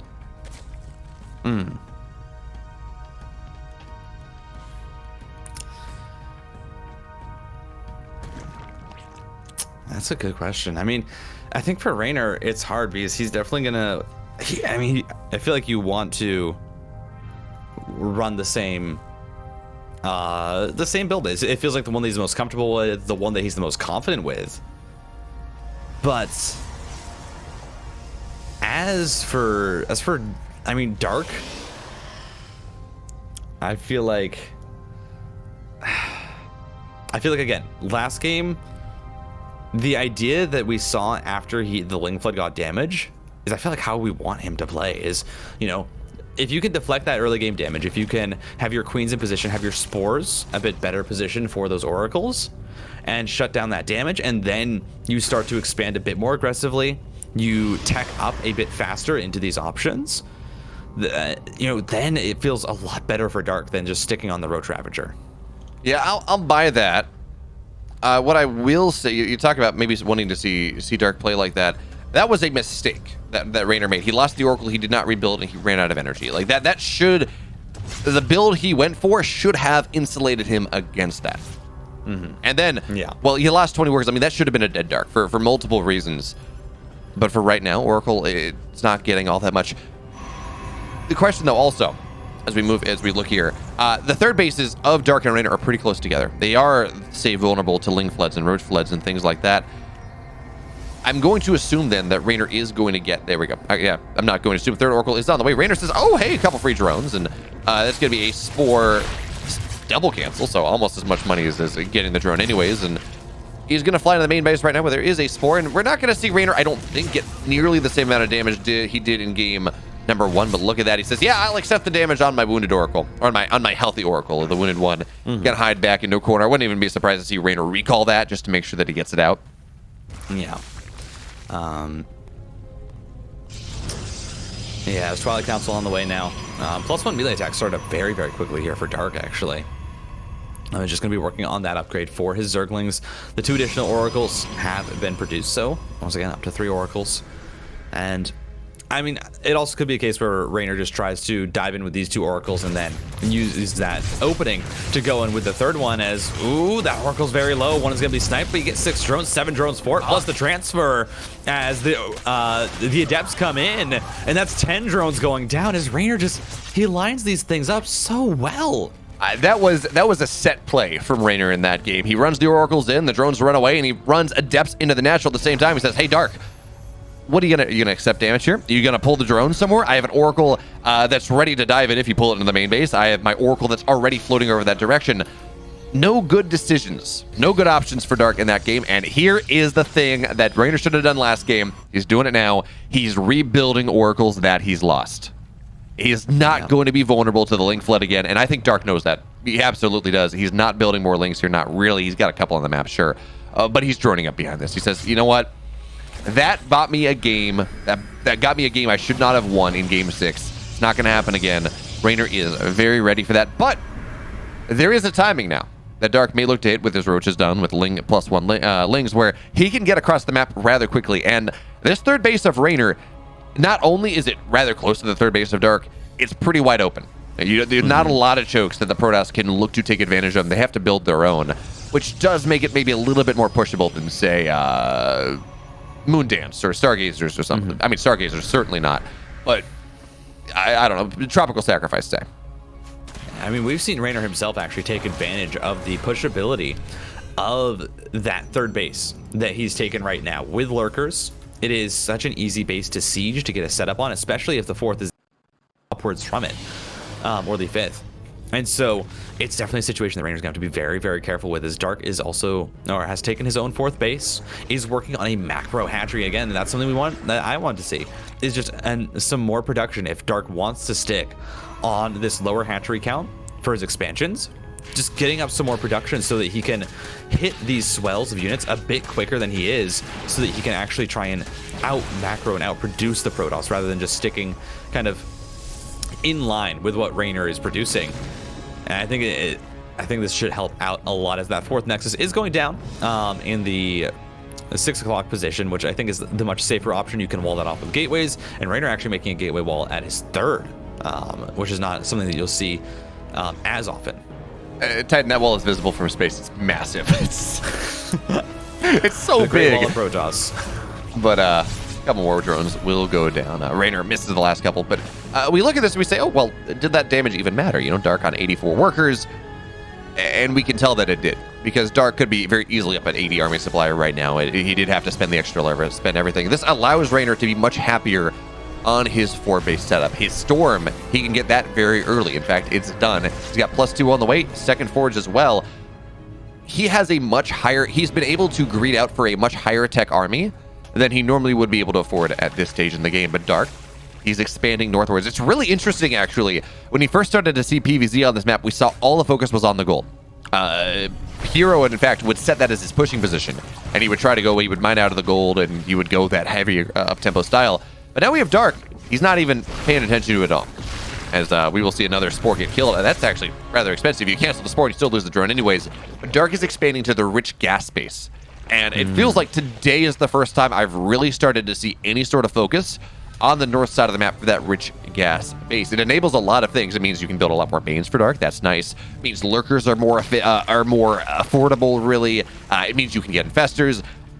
It unlocks the tech tree a little bit faster for the Zerg. So we're gonna have to see how much that really comes into effect.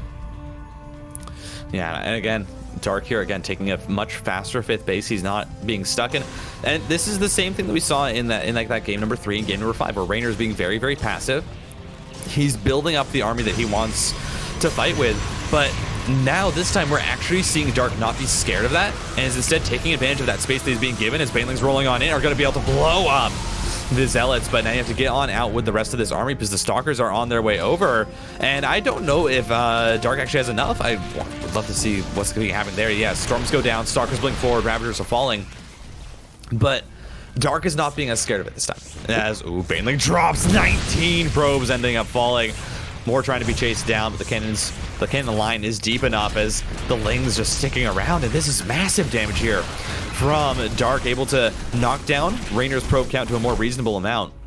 But as I was saying, 5 bases, you know, Dark is not just like sticking himself to this Roach Ravager. He's already going up into Ultras. He's already getting Adrenal Glands to have the Lings available for run-bys. This feels a lot more flexible and a lot more fluid of a game from Dark, as another Baneling drop. 15 more probes go down.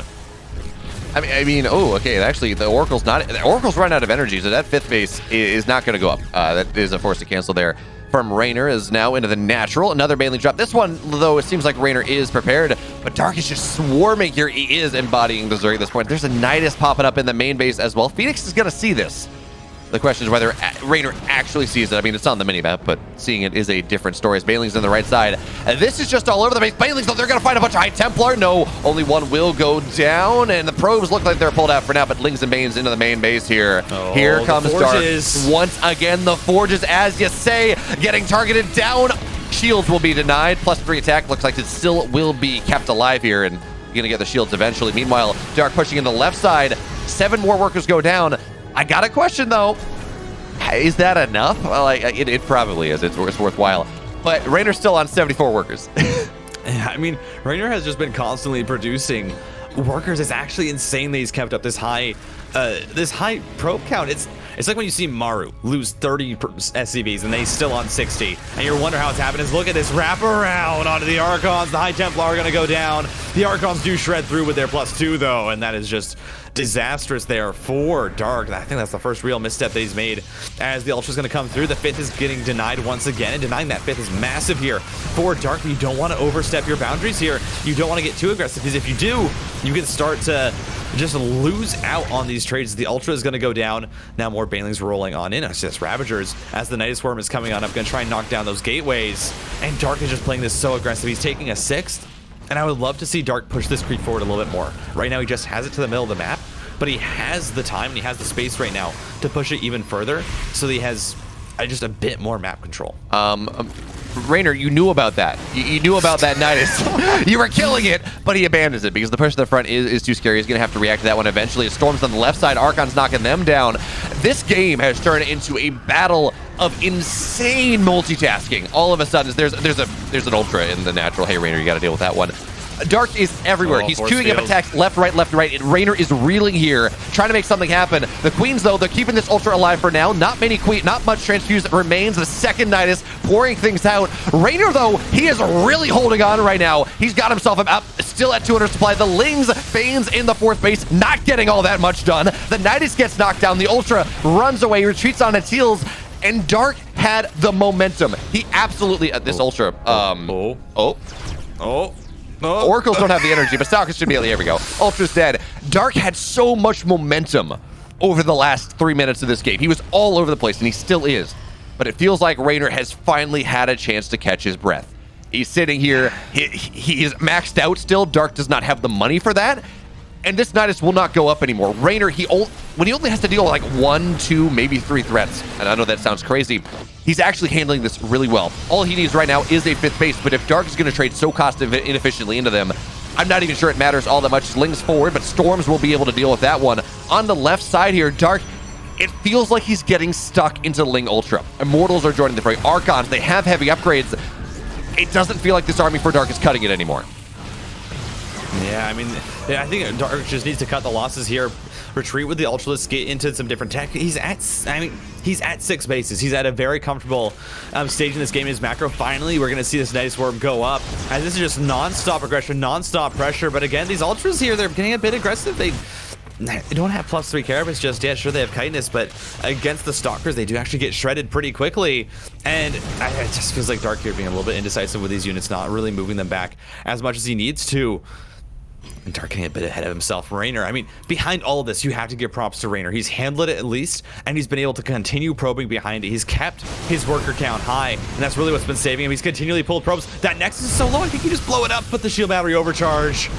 Reynor heals it up just in time. I think Dark didn't recognize how low it was.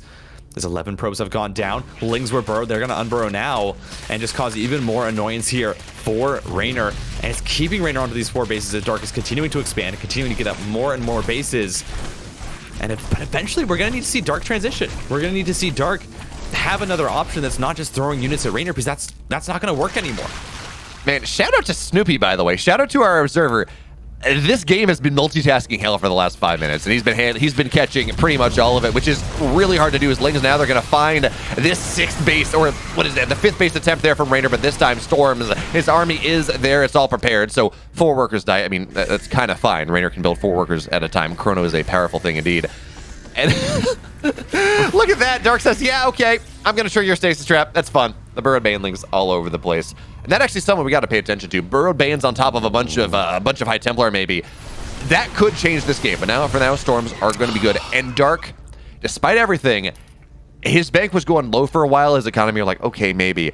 But he is now getting into Broodlord tech. He is finally getting that transition. 5 Corruptors are on the way.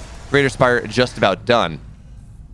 And that is something that Reynor is not prepared to deal with. He has Immortals, he has Archons, he has some Stalkers. Stalkers can be good against Broodlords in limited numbers. But Dark has the money by taking both rich gas bases. He's going to have enough gas to build a crap ton of Broodlords. Although it looks like actually Reynor's going to knock this space on the north side down. It is crazy. Just about every map, every base is going to get taken on this map. And we still haven't touched the gold. Oh, Baneling's rolling on in, but the storms are so good. Still going to find some good connections there on the backside of it. 5 Broodlords coming on in. I mean, I think Dark wants to build more than that. Yeah, 6 Broodlords. Wouldn't be surprised if he tries to go up to 8. As this game is just absolutely insane. Reynor was at 120 army supply. Now both players sitting above 110 army supply, maxed out.